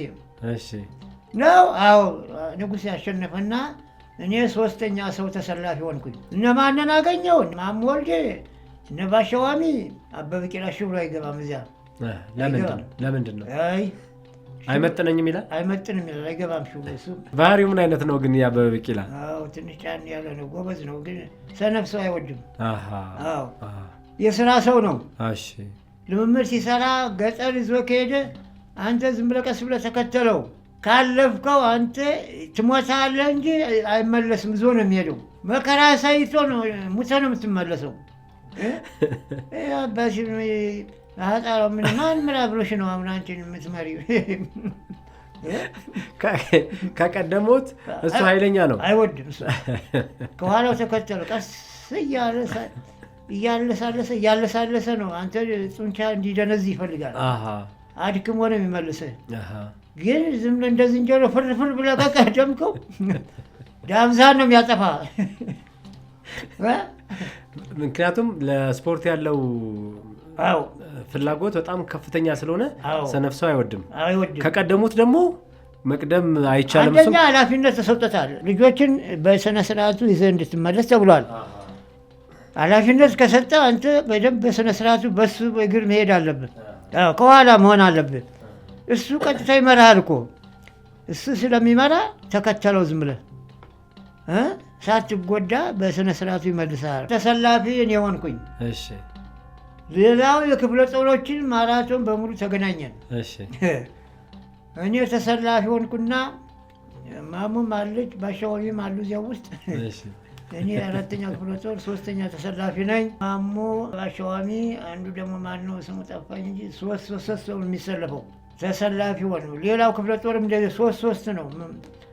እዚያን በኋላ ከስታዲየም ነው የምንነሳው። ከስታዲየም ትነሳና በጦር ኃይሎች ታረግና በጎተራ ሲጃራ እንትን ታውቃለህ? ሲጃራ ፋብሪካ ከእሱ ስደርስ ወደ ሜክሲኮ ወደ ታች ትሄዳለህ። ወደ ሳሪስ ሄድና ድልድዩን ትልቁ ድልድይ ተሻግረህ ደብረዘይት ስትሄድ ከሄድክ በኋላ እንደገና ተመልሰህ በመጣህበት ትሄዳለህ። አሁን ልክ የዮሴፍ ትምህርት ቤት አለ። እዚያ ስንደርስ አለፍኩና መራሁ እኔ። አሁን እኔ ጋር ያለው ደምሴ ወልዴ ሻለቃ ነው። ተመለስ አለኝ። ተመለስ ወደ ነበርክበት ቦታ ትግባ አለኝ። ይቀድሞሃል አለ። ተመለስኩና ከኋላ ገባሁኝ። ከኋላ ገብቼ እንድስል ልክ ሳን ጆሴፍ ስንደርስ ዳገስ ነው። ሳን ጆሴፍ ዳገስ ነው። አለፍኩና እንደው ፍጥነት ጨመርኩና በለው ስለው ደምሴ ወልዴ ዝም አለኝ። እንግዲህ እኮ መግቢያ እየሄድን ነው። ዝም አለኝ። ቀጥል ስር ጊዜ ማሞ እቺ የሞተች ነች ትቆማለች ይላል። ሌሎችን ተጠባበቅ ይላል ማሞ ወልዴ። አዎ ደምሴ ወልዴም ኃይለኛ ነው። ምን ቸገረኝ አልኩና በለው ስል ልክ መሿለኪያ ስንደርስ የ4ኛ ክፍለ ጦር የእግር ኳስ ተጫዋቾች 2 የኔ ቲፎዞ ናቸው። 2 ብስክሌት ይዘው መጡና ልክ መሿለኪያ 4ኛ ስንደርስ በግራ ቀኝ ሆኑና ታደሰ ዛሬ ሙታል ጃኖይ ጋር ጫማ ካልሳ ዛሬ ሙታል ወዮል ይሉኛል ከጎና ጎን። እንኳን ይችን ሞራል ሰጣችሁኝ አልኩና ግፋ ስል እነሱ ከኋላ ቀርተዋል እኮ። እዚያም በኋላ እርስ በርሱ እየተፋጀ እኮ ነው። እኔ ቀድሜ ያለሁ ሄድኩ። እነዚያ በቤተ መንግስት አድርገንና ፍልዋ ቀይ መስቀል ነው ዙሪያ የምትገባው። በቀይ መስቀል 6 ቁጥር ነው የምትገባው። እዚያ ብቅ ስል ስታዲየም ውስጥ ነፍሱን ይማር ሰለሞን ተሰማ አለ። መቼም እሱ ጋዜጠኛ መቼም አራገበው አሉ ዜናውን። እንኳን ደስ አላችሁ የኢትዮጵያ ሕዝቦች፣ ዳግማዊ አበበ ቢቂላ ተገኝቷል፣ እንኳን ደስ አላችሁ አጨብጭቡ አለ ሰለሞን ተሰማ። አንጋፋው ጋዜጠኛ የ4ኛ ክፍለ ጦር በሙሉ አሉ እዚያ ተመልካች። እንደ ጉዳ ጨሱት አልኩ። አቧራ እስከሚጨስ ድረስ ገባውና አንደኛ ሆንኩኝ። 2ኛ ማሞ ወልዴ ሆነ። 3ኛ ደምሴ ወልዴ። ከዚያ እንደጨረስን ነው አፍሪካን ይወክላል ተብዬ የአፍሪካ አትሌቲክስ ፌዴሬሽን ወዲያው መረጠኝ። 53 አፍሪካን ተወክላላችሁ አንተና ምርጥ ተባልኩ። እኔ በማራቶን ተመረጥኩና ወዲያው አጣድፎ ሜክሲኮ ቡድኑ ሜክሲኮ አስገባ። ሜክሲኮ ወስዶ ቡድኑ ሲያስገባ ቡድኑ አዋቅሯል፣ ራሱን የቻለ አዋቅሯል። በደንብ ኬንያ ሯጮች ጥሩ ሯጮች አላቸው፣ አጭር ሯጮቹ። በማራቶን እኔ ነኝ። በመሰናክል ዮሐንስ መሐመድ ይባላል። በ10 ሺህ ሻምበል ምሩጥ ነው። እሱ ደግሞ ጀግና ነው መቼም ልምምድ ሲሰራ እርሻ ይወዳል። ሜክሲኮ ደግሞ ቀይ አፈር ነው፣ እርሻው ደንቦክ ይላል ስትጫ ነው። እሺ ከዚህ ከሄዳችሁ ሜክሲኮ ወስዶ ሆቴል አስገባል።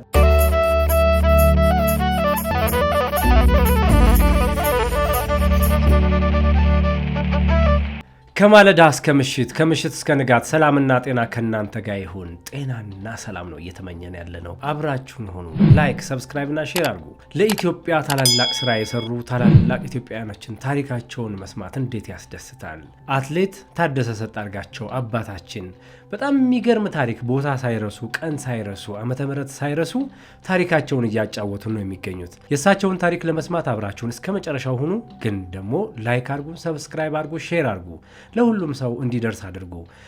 በውጭ ሀገርም በሀገር ውስጥም ያላችሁ ለኢትዮጵያ አትሌት የሮጣችሁ ያገዛችሁ ያሰለጠናችሁ ተጫዋች የነበራችሁ በሙሉ አትሌት መቶ አለቃ ታደሰ ሰጣርጋቸውን ማግኘት ከፈለጋችሁ ስልካቸውን እዚህ ከስር እናስቀምጣለን፣ ልታገኟቸው ትችላላችሁ። እሳቸውን ማገዝ መርዳት ኢትዮጵያን እንደመታደግ ኢትዮጵያን ማገዝ እንደሆነ ይሰማናል። አብራችሁን ቆዩ። ከሻምበል አበበ ቢቂላ፣ ከሻምበል ማሞ ወልዴ፣ ከሻለቃ ዋሚ ቢራቱ፣ ከሻምበል ምሩጽ ይፍጠር ጋር የሮጡ ታላቅ ኢትዮጵያዊ ናቸው። በዛ ዘመን የነበራችሁ እነሱን ያሰለጠናችሁ አብራችሁ የነበራችሁ በሕክምና በተለያዩ ነገር አብራችሁ የነበራችሁ ዛሬ ትዝታችሁን ለመስማት አብራችሁ ቁጭ ብላችሁ ይሄን ፕሮግራም ተከታተሉ። በሰው ቤት ህብረት፣ በአቴንስ፣ በአልጄሪያ፣ በቻይና፣ በሞስኮ በተለያየ ሀገራት በርካታ ስምና ዝናን ያተረፉ ታላቅ ኢትዮጵያዊ ናቸው። ከእሳቸው ጋር ከልጅነት ጀምሮ የነበራቸውን የሥራ እንቅስቃሴ እያወጋን ነው። አብራችሁን ከሆናችሁ ብዙ ነገር ታተርፋላችሁ። በኋላ ብጠይቀውት ይሻላል ብዬ ነው። እንግዲህ ከጀርባ የተሰቀሉት ሜዳሊያዎች አሉ፣ አንገቶት ላይ የደረደሩት ሜዳሊያዎች አሉ። እንግዲህ እነኚህ የክብር ሜዳሊያ በክብር በሰሩት ስራ የተሰጡት ነው እና ስለነዚህ ታሪክ እጠይቀውታለሁ። እያንዳንዱን ነገር ያስረዱኛል። እንግዲህ ከገጠር ነው የተነሱት። በግብርና ሙያ ውስጥ የተዳደሩ ነበረ ከቤተሰብ ጋር። ከዛ ባህር ዳር ገብተው የተለያዩ ስራዎች ሰርተዋል። እንደገና ደግሞ ባህር ዳር ላይ ሲሮጡ ለሕክምና የመጡ ዶክተሮች አይተውት ወደ አዲስ አበባ መጡት። አዲስ አበባ ከመጡ በኋላ ደግሞ አሰልጣኝ ንጉሴ ጋር ተገናኝተው 4ኛ ክፍለ ጦር እንዲመደቡ ሆነዋል። 4ኛ ክፍለ ጦር ሆነው ደግሞ አዲስ አበባ ውስጥ 42 ኪሎ ሜትር በነበረው ሩጫ የሰራዊቱ ውድድር አንደኛ ወጥተው ታላቁ ጋዜጠኛ ሰለሞን ተሰማ የኢትዮጵያ ሕዝብ እንኳን ደስ አላችሁ፣ ዳግማዊ አበበ ቢቂላ ተፈጥሮልናል፣ 42 ኪሎ ሜትሩን በአጭር ሰዓት ገብቶ ይሄው ፊት ለፊታችሁ ይገኛል ብሎ ስቴዲየም ውስጥ አስተዋወቀው። ከዛ በኋላ ግን ይሄን ውጤቶትን በማየት የውጭ ሀገር ጉዞ እንዲያደርጉ የመረጡት ሰም ነበርና እሱ ቡድን ማን የመረጡት መቼ ዓመተ ምህረት ነው ከነማን ጋር ወደ ሜክሲኮ ሄዱ የሚለውን ነገር እናውጋ። እንዲያውም ከሱ በፊት ነው ውድድሩን።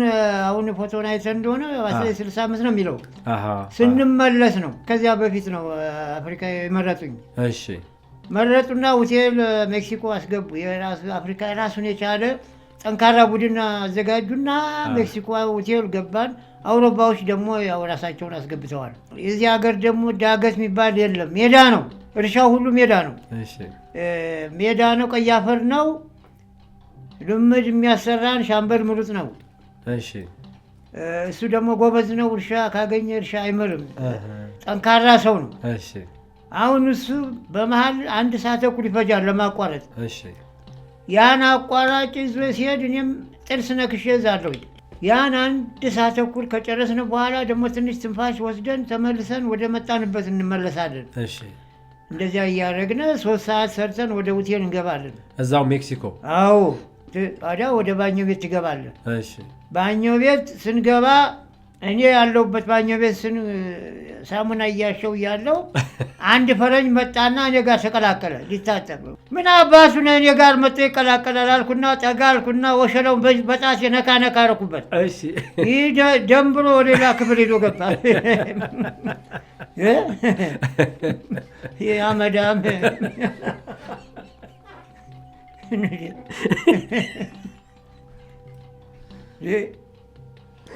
ሳጣ መጥቶ እኔ ጋር ይቀላቀላል።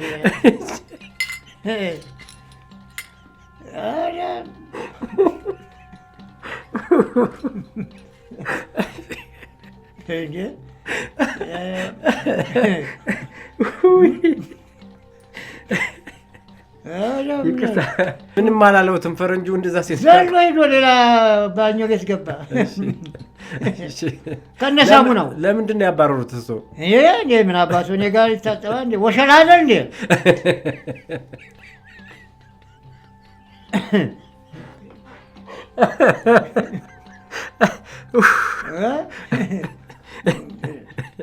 እሺ አሁን ያንን ፍሪጅ ስትከፍተው ወተት በካርቶን ተሞልቶ አንተ ትጠብቃለህ። እሱን ከፈት ታደርግና ያን ካርቶን ከፈት አድርገህ አንዳንድ ሌትር ነው የሚይዘው።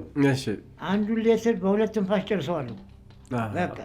በቁም ነው እኮ ተኝቶ አይደለም። በቁም ግጥም ሳረገው ልክ በጉልበቴ ሲገባ ይሰማኛል እየቀዘቀዘ። አንዱን ሌትር ከጨረስ በኋላ በአልጋዋ ላይ ገደም እላለሁ በጀርባዬ። አሁን በጉልበቴው ሲገባ ይሰማኛል ቀዝቀዚው። አሁን ወዲያው እዚህ ውስጥ ሆዴ ውስጥ ያለው የት እንደሚደርስ አይታወቅም። ተነሳውና ደግሞ አንዱን ደግመዋለሁ። እንደሱ እያልኩ በኋላ ምሳ ሲደርስ ብዙ ምግብ እንዳትበላ ይለኛል ሻምበል ምርጥ ይፍጠር። ቀለል ያለ ምግብ ነው የምንበላ፣ ለምን ከሰዓት ከበድ ያለ ልምድ አለን ይላል።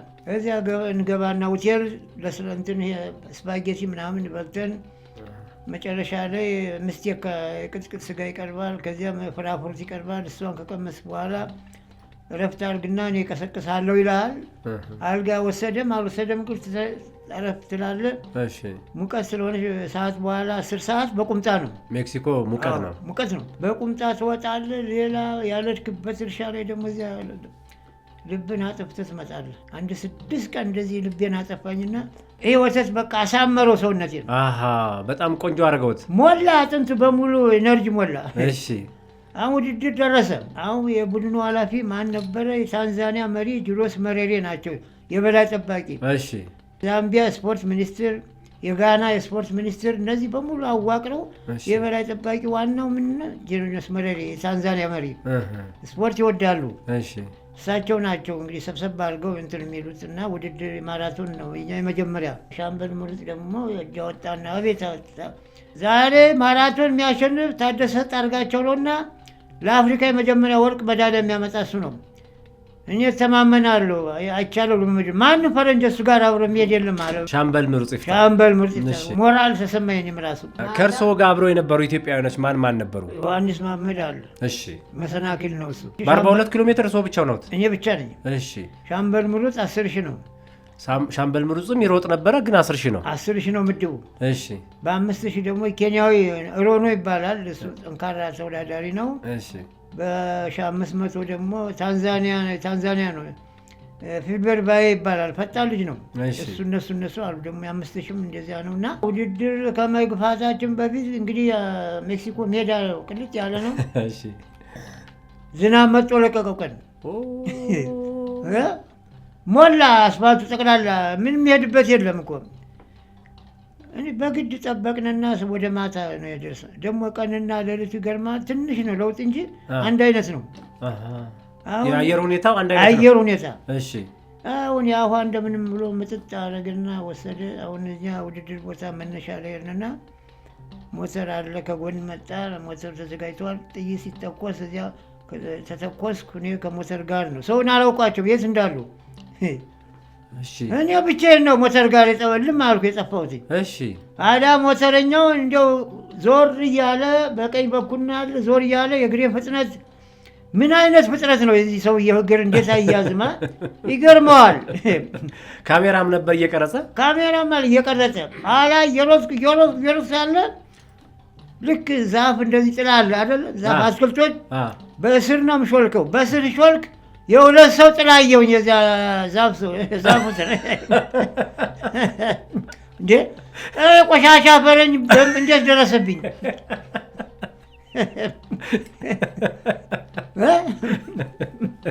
አሁን ያ ጥላውን አለፍኩና መብራት ሲደርስ አንድ ጥላ ሆነች። እንዴ የራሴ ጥላ ሸወደኝ እኮ አንተ።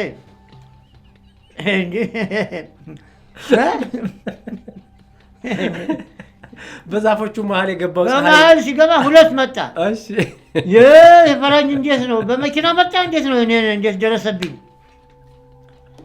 አሁን ወደ መብራት ሲደርስ አንድ ጥላ ሆነች። የራሴ ጥላ ተጫወተብኝ አልኩ። እኔ ራሴ ኃይል ጨመርኩ እንጂ ምን ነው እንዴ ታባቱ። እዚያም በኋላ መሮጤን አላውቀውም እኮ ፈረስ ነኝ። ወተቱ ሰራች አዘጋጅቶኛል። እንደ ጉድ ነው የምበረው አልኩ እኮ። ውሃ ምናምን አልፈልግም እኮ 42 ምንም ሳልቀምስ ነው የጨረስኩት። ከችስር በቃ አፍሪካ ቡድን ተደሰተ። 2 ሰዓት ከ12 ገባሁኝ። 2 ሰዓት ከ12 42 ኪሎ ሜትሩን ጸጥ አድርገው ገቡ። አዎ ስገባ ጅሮስ መደሬ እንደ ልጃቸው ብድግ አረጉኝ፣ ወደ ላይ ተሸከሙኝ። ጀግና የአፍሪካ ልጅ የአፍሪካ ጀግና አኮራን፣ አደንቃለሁ ልጅ አሉ እሳቸው። ወዲያው ከአዲስ አበባ ደግሞ ሩጫ እንደጨረስን እንኳን ደስ አላችሁ መግለጫ ቀጥቶ ሆቴል ገብቶ ጠበቀን። እሺ አዲስ አበባ ጀነራሎች።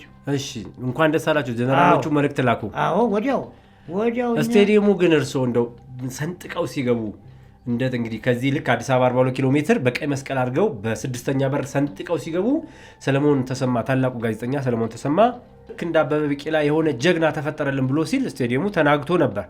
በጣም ብዙ ሰው ያጨበጭብ ነበረ።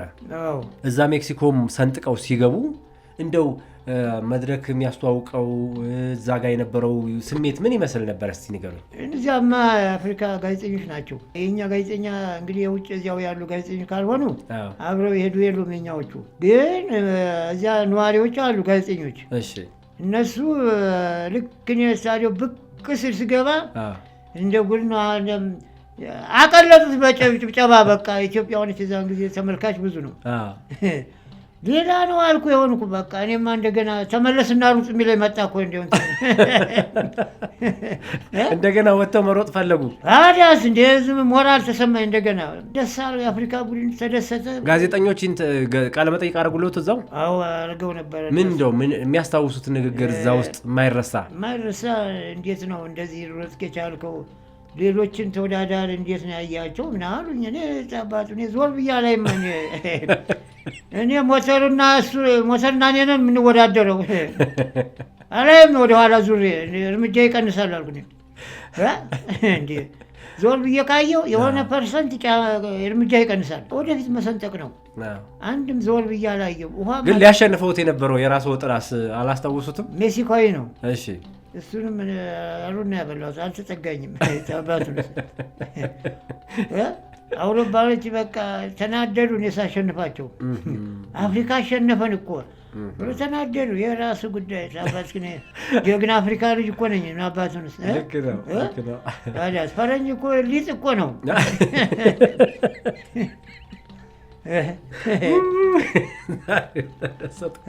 በጣም ነው የተደሰትኩት። ሊጥ ነው ዝም ብሎ መልክ ብቻ ነው እንጂ በቃ ኢትዮጵያ እኮ ጠንካራ ነች። አፍሪካ እኮ ጠንካራ ነው። ውስጠ ወይራ ነው ወዳጄ። ሊጥ ነው ዝም ብሎ መልክ ብቻ ነው እንጂ በቃ ኢትዮጵያ እኮ ጠንካራ ነች። አፍሪካ እኮ ጠንካራ ነው። ውስጠ ወይራ ነው ወዳጄ። አልሸነፍ ባይ እኮ ነው። የሞራል ልክ አለው። አዎ እና አሸንፉኝም በታምር አይቀድሙኝም። እና እጀ ስገባ ቡድኑ ደስ አለው እና ሌሎችም ሁሉ ተደሰቱ። መግለጫውም ያው እንዳልኩ ጠበቀን። ውስጥ ሲገቡ እንደው ከዛ አሸንፈው እንግዲህ ስቴዲየሙ በጣም በጭብጨባ ተናጋ። ነጮቹ ያው ይበሳጫሉ፣ የታወቀ ነው። ልክ ደግሞ ወደ መኝታ ክፍላችሁ ስትገቡ ከአዲስ አበባ ከኢትዮጵያ ወደ ሜክሲኮ የተላከ የእንኳን ደስ አላችሁ መግለጫ ነበር፣ በጀነራሎች የተላከ። ምን ይል ነበር እሱ መግለጫ? እንኳን ደስ አላችሁ አፍሪካ ማራቶን አሸነፋችሁ። የደስታው መግለጫ እኛንም ተሰምቶናልና በስነ ስርዓቱ ቡድኑ አሸንፎ ወደ አዲስ አበባ ሲመጡ በክብር እንቀበላቸዋለን። በሰልፍ ነው የምንቀበላችሁ። እንኳን ደስ አላችሁ ወንድሞቼ ብሎ ጀነራሉ እንትን ያለው። በወቅቱ የነበሩት ጀነራል ማን ነበሩ? ከበደ ወርቁ። ጀነራል ከበደ ወርቁ ነበሩ። አዎ የተቀበሉ እሳቸው ናቸውና እዛ ሜክሲኮ በነበረው የ42 ኪሎ ሜትር 2 ሰዓት ከ12 42 ኪሎ ሜትር ጸጥ አድርገው ሜክሲኮ አሸነፉ። ሻምበል ምሩጽ ይፍጠር በ10,000 ኪሎ ሜትር አሸነፈ። በሌሎች ውድድሮች ስነማን አሸነፈ? በ5,000 የኬንያ ሯጭ ነው ሮኖ ይባላል። በ5,000 አልነበራችሁም? ሌላ ኢትዮጵያውያኖች ማራቶንና 10 ሺህ ብቻ ነው። ማራቶን ብቻ ነው የሮጥኩት። ዝላይም አለ በየፊናው ነው። ማን አሸነፈ? ኢትዮጵያን ያሸነፉት። ማን ነበር ስሙ? ኬንያዊ ናቸው እና አጫጭር ሯጮች ናቸው እነዚህ ስፕሪንት ሯጮች። ኬንያዎቹ ከባድ ናቸው።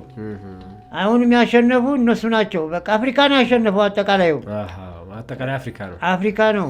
7 አይነት ስፖርት ነው እንግዲህ ውድድሩ የተካሄደው ማለት ነው። ከ100 ሜትር እስከ ማራቶን እና ስናሰፋው 7 አይነት ስፖርት ነው የሚሰራጨው። ስለዚህ 7ቱንም አይነት አፍሪካ አሸነፈ። አዎ 7ቱን ሁሉ አሰልፏል እሱ። በጣም ደስ ይላል። ከተለያዩ አፍሪካ ቡድኖች ነው እኮ መርጦ እኮ ነው እና ኳሊቲ የሆኑትን መርጦ ነው። በ400 መሰናክል ላይ ኡጋንዳ ነው 43 ሰኮንድ ነው። 400 መሰናክል ኡጋንዳዊ ነው። የአፍሪካ ልጅ ነው። 43 ሰኮንድ። አዎ በጣም ከባድ ነው አልኩ። እግሩን እንኳን ሲዘረጋ ራሱ ፈረስ ነው እኮ። አንደኛ እሱ ነው። 43 ሰኮንድ ነው የገባው እሱ። ኡጋንዳዊ ነው። አዎ የአፍሪካ ቡድን ነው። 4 በ4ም ኬንያዎች ናቸው። ያው አፍሪካ ናቸው። 100 በ4ም እንደዚያው እነሱ ናቸው፣ አፍሪካ ናቸው። አሁን ምንድነው ነጥብ የገቡት ፈረንጆች እዚህ ከ5000 እና 4000 የሚቀጥለው ላይ የሚገቡት እነሱ ናቸው። አንደኛውን ደረጃ የሚይዘው ግን ሻምበል ምሩጽ ነው። በጣም ግሩም። አዎ እና በአጠቃላይ ሩጫው አፍሪካ ነው ያሸነፈው። እዛ ሜክሲኮ የነበራችሁ ቆይታ ምን ይመስል ነበር? መቼም ከኢትዮጵያ ወጥቶ ሌላ ሀገር ውስጥ ሲገባ አልጋው ዘመናዊ ነው፣ ሽንት ቤቱ ዘመናዊ ነው፣ መንገዱ ዘመናዊ ነው፣ ምግቡ ዘመናዊ ነው እና እንደው ግራ የገባዎት ፓስታ ስፓጌቲም ሲበሉ ፓስታ ሹካ እየያዙ እኮ ሊጠፋ ይችላል። እንደው ምን ነበር ገጠመኝዎት? እንደው የሚያዝናና ውቴል አሁን ምሳ በልተን ወደ መኝታ ቤት ስንሄድ እንግዲህ አሻንጉሊቶች አሉ። አሁን አዲስ አበባ እንኳን አሉ፣ ዩኒፎርም ለብሰው የሚገተሩ አሉ። እነሱ ፊታቸው ወደ አንተ ዙረው እንዲህ ስትሄድም የሚያይ ይመስለዋል። ስትሄድ ወደዚያ ስትሄድ ጤና ይስጥልን እንዴት ዋላችሁ ስንሰግድላቸው ዝም ይላሉ፣ አይንቀሳቀሱም። እንዴ ንቆይ ነው እንዴት ነው አሁን ዝም የሚለኝ?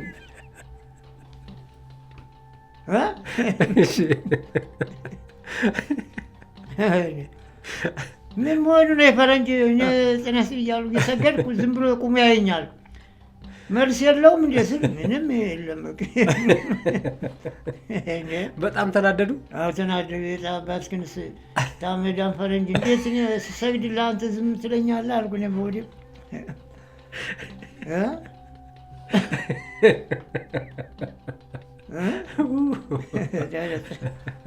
ከዛስ እንዴት አወቁ? ከዛስ አለመንቀሳቀሳቸው በተደጋጋሚ ሲሆን ጊዜ በኋላ ሻምበል ምርጽ ማስረዳኝ። እሺ ታደሰ ይሄው ሻምበል አልተው ይሄ አርቲፊሻል ነው፣ አንተ ሁለተኛ ጤና ይስጥልኝ እንዳትለው አለኝ። እዚያም በኋላ አወቅኩኝ። እዚያም በኋላ ተው መቼም ሜክሲኮ ንጉሥ ነው ያደረጉኝ አልኩ እኮ ማራቶን ሳሸንፍ። የተለያዩ ግብዣ ተደረገላችሁ? አዎ። እንደው ስጦታውስ ምን ነበረ? ምክንያቱም የብር ሽልማት ይኖራል። ብር አልነበረም? ምን ተሸለማችሁ? ወርቅ ነው ያመጣችሁት? ወርቅ ነው ያመጣሁላቸው እኔ። ዋንጫ ነገር ነው የሸለመው እንጂ ሌላ ብር አይሰጥም። ብር የለም ዛን ጊዜ እኮ ምንም ብር የለም።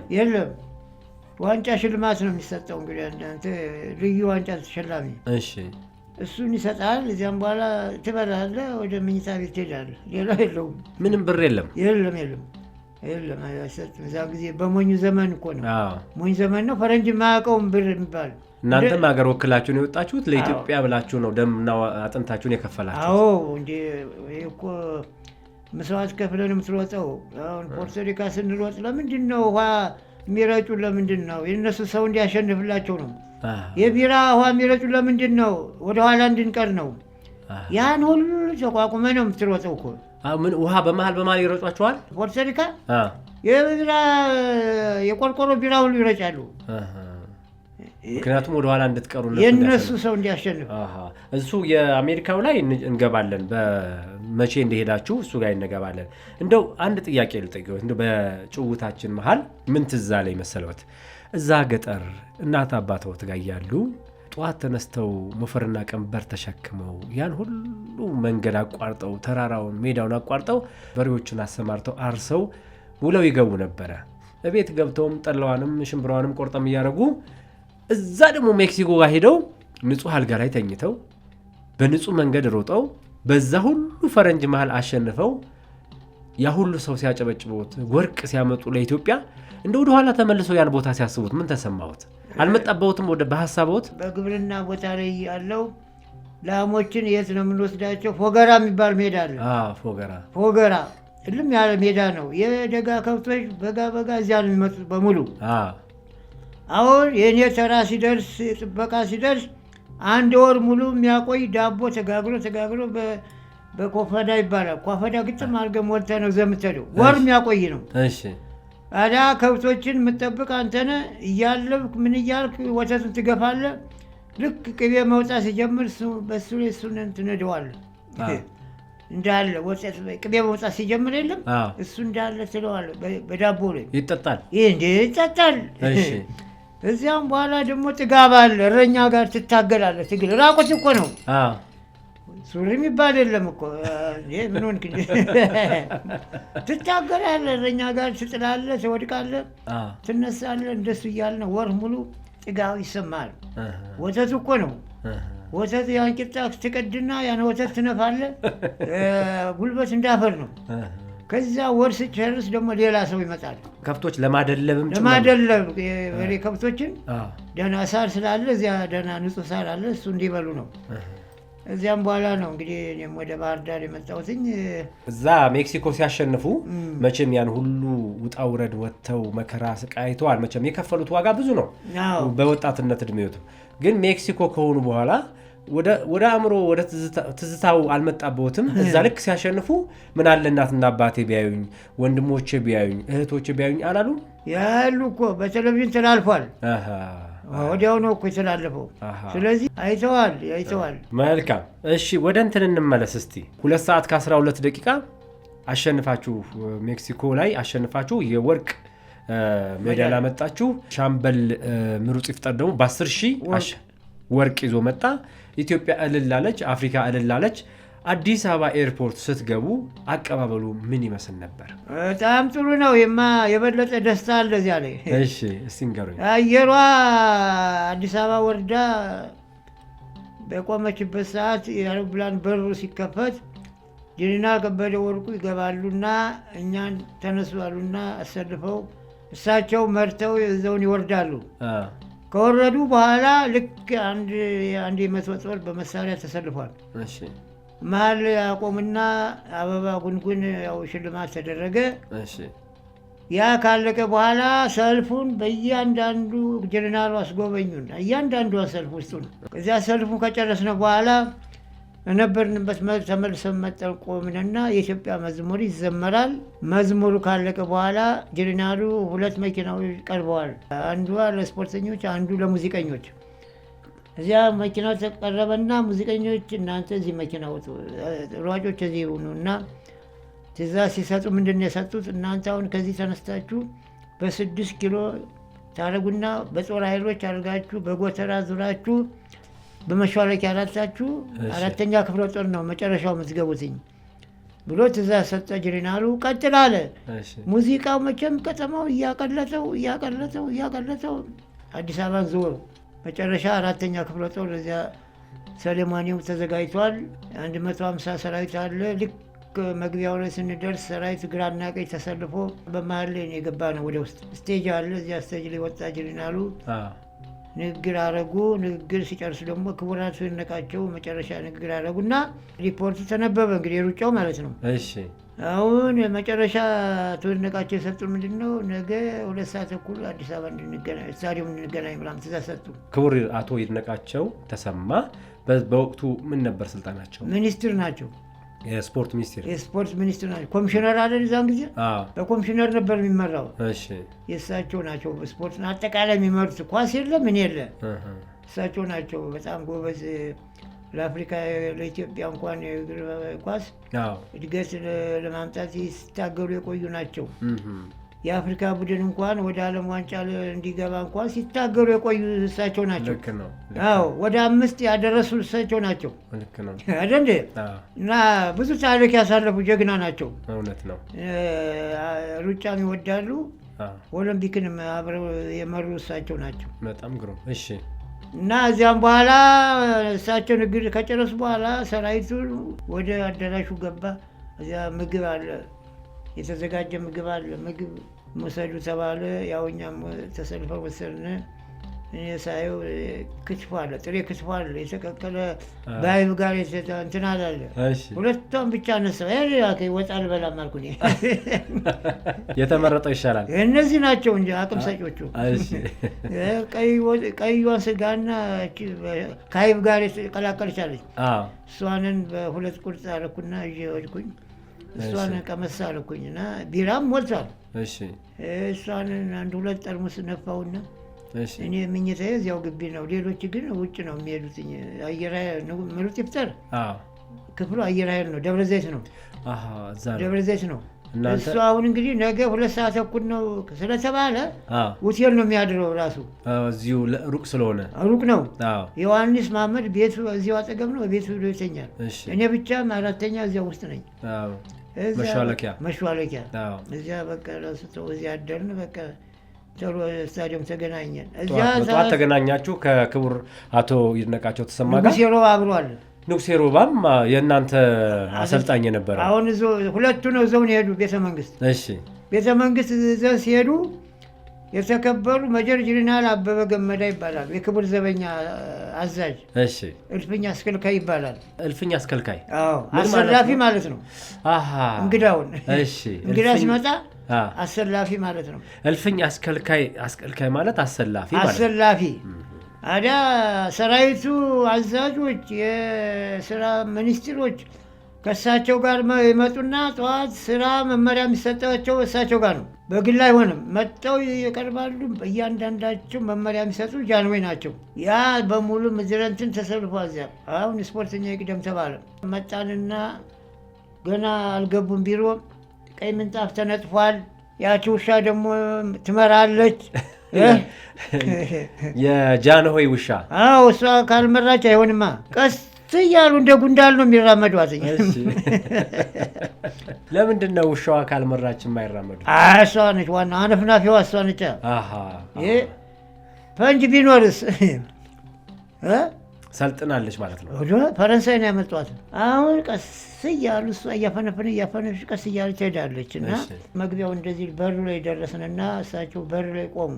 ገባችና ዙፋን መቀመጫቸው 3 ጊዜ ዞረች እያፈነፈነች ውሻዋ። አዎ ገርም ነው። 3 ጊዜ ዞረችና በ3ኛው ጊዜ ወጣችና እሳቸው ግን መጣች። ተመልሳ ስትመራ እሳቸው ገቡ። ሄደው ዙፋናቸው ቁጭ አሉ።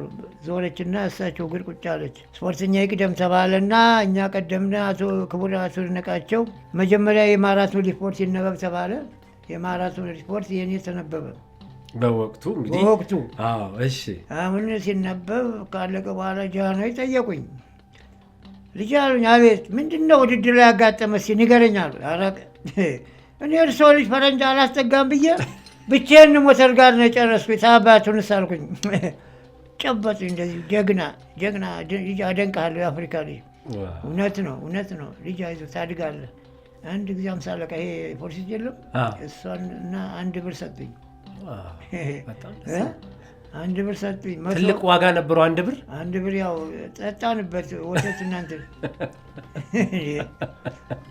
100 ብር ቢሆን 4 ክፍል ቤት ያሰራል።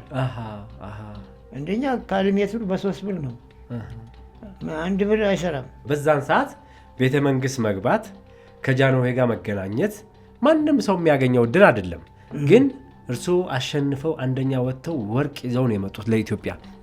እሳቸውን ለመጀመሪያ ጊዜ ነው ያገኟቸው? መጀመሪያ ነው ሲያገኟቸው። መጀመሪያ የተሰማዎት ስሜት ምንድን ነው? አሁን የሚቀላቀል ስሜት እኮ እየመጣብኝ ነው። ለምን ከገጠር ተነስቶ አንድ ሰው መከራ ስቃዩን ከፍሎ ሜክሲኮ ሄዶ አሸንፈው ለኢትዮጵያ አንደኛ ወርቅ ይዞ መጥቶ ከንጉሱ ጋር መገናኘት በጣም የሚገርም ታሪክ ነው። እና እንደው ምንድን ነው መጀመሪያ የተሰማዎት ስሜት? እሳቸው ጋር መቅረብ ማለት ከእግዚአብሔር ጋር መቅረብ ማለት ነው። በወቅቱ ነው። የመሬት ንጉስ ናቸው። እስከሆነ ድረስ ማንም እሳቸው ጋር የሚጠጋ የለም። እኛ እድለኞች ነን እኮ እሳቸው ጋር መቅረብ እኮ። ሁለተኛ ሹመት እኮ ነው እሳቸው ጋር መቅረብ። ስለዚህ ማንም የሚጠጋ የለም እኮ ወዳጄ። ስፖርተኛ ብቻ ነው የሚጠጋ። እና ከመጠን በላይ ተደስቼ ነው የተመለስኩኝ። ወደ ክፍል የተመለስኩ 50 አለቃ ሲሾሙኝ መጀመሪያ እሺ ያን እሳቸው ሲሾሙ የእኛ 4ኛ ክፍለ ጦር ማስታወቂያ መጥቶ ነበር አብሮ። እሱ ለካ አንስቶኛል። ሲሰራ እዚህ ሲሾሙ አንስቷል ፎቶግራፍ። እሺ አሁን ምን ያደርጋል መሰለ መከላከያ ሚኒስቴር መምሪያ ሻምበሎች የዛ ጊዜ ስልጣን አላቸው። እሺ የኔን አንዷን ይቀንሱና ለጓደኛቸው ሊያሾሙ ሙሉ 10 አለቃ ይሉና ዝርዝር ወደ 4ኛ ክፍለ ጦር ይልካሉ።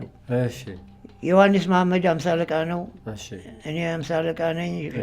ሻምበል ምርጥ ደግሞ እዛን ጊዜ ሻምበል ባሻ ነው። አንዳንድ ነው የተጨመረላቸው።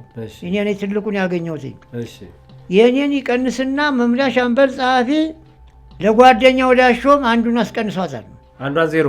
አዎ እሺ አሁን ዝርዝሩ 4ኛ ክፍለ ጦር ሲሄድ ሙሉ 10 አለቃ ነው ተባለና ማን ነው እንደዚህ ያደረገው ብሎ ሲፈልግ ያ የ4ኛ ክፍለ ጦር ማስታወቂያ ሚኒስትሩ እሱ ደግነቱ ፎቶ አንስቶኛ ሲሾም ለካ። እሺ ዝርዝሩ እሱ ጋር ተገኘ ፎቶግራፉ። እሺ የሚገርም ነው። ያ እንደገና የት ይሄዳል? እዚያ መምሪያ ሻምበል አሁን ያልኩ። እሺ ሲሄድ ማን ነው የቀነሰው ሲባል 10 አለቃ ገሌ ጥራልኝ አለ ጀነራሉ። እሺ ተጠራና ቀረ። ማን ፈቅዶልህ ነው አንተ የሰው ማድረግ ያስቀነስካሉ?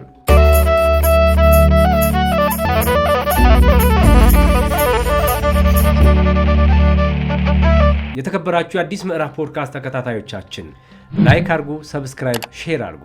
እኚህን ታላቅ አትሌት ደግሞ ማገዝ አብሮ መሆን ውለታ መክፈል ያስፈልጋልና ሁላችሁም ከዚህ ስር ባለው ስልክ ደውላችሁ አካውንታቸውን እናስቀምጣለን። ልታግዟቸው ውለታ ልትከፍሉ ትችላላችሁ።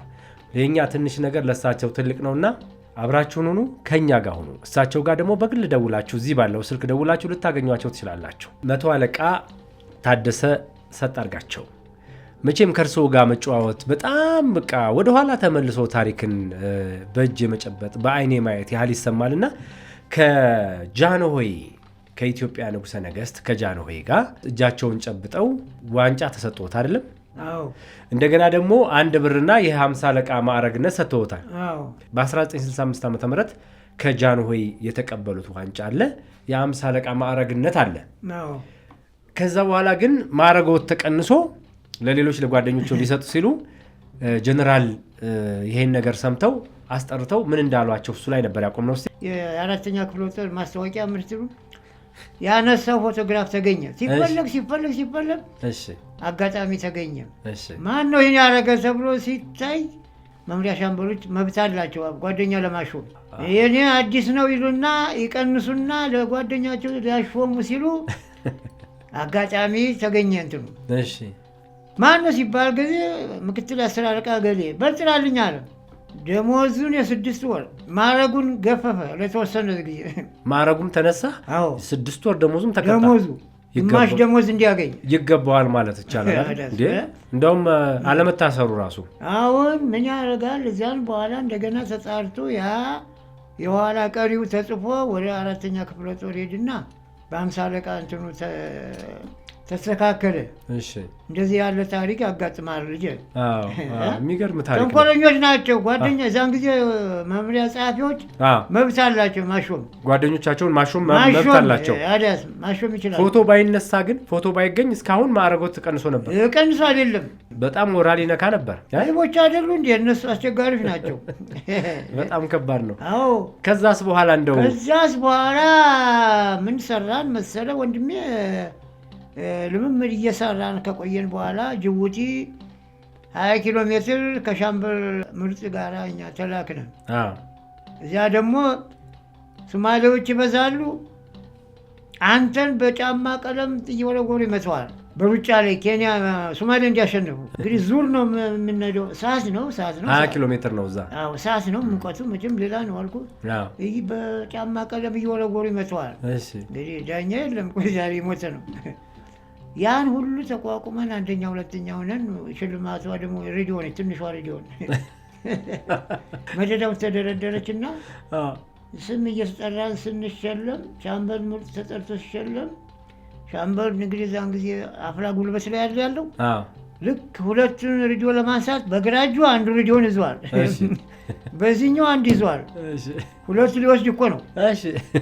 ኖ ይፍጠር ኖ አንድ ነው የሚፈቀደው አለ።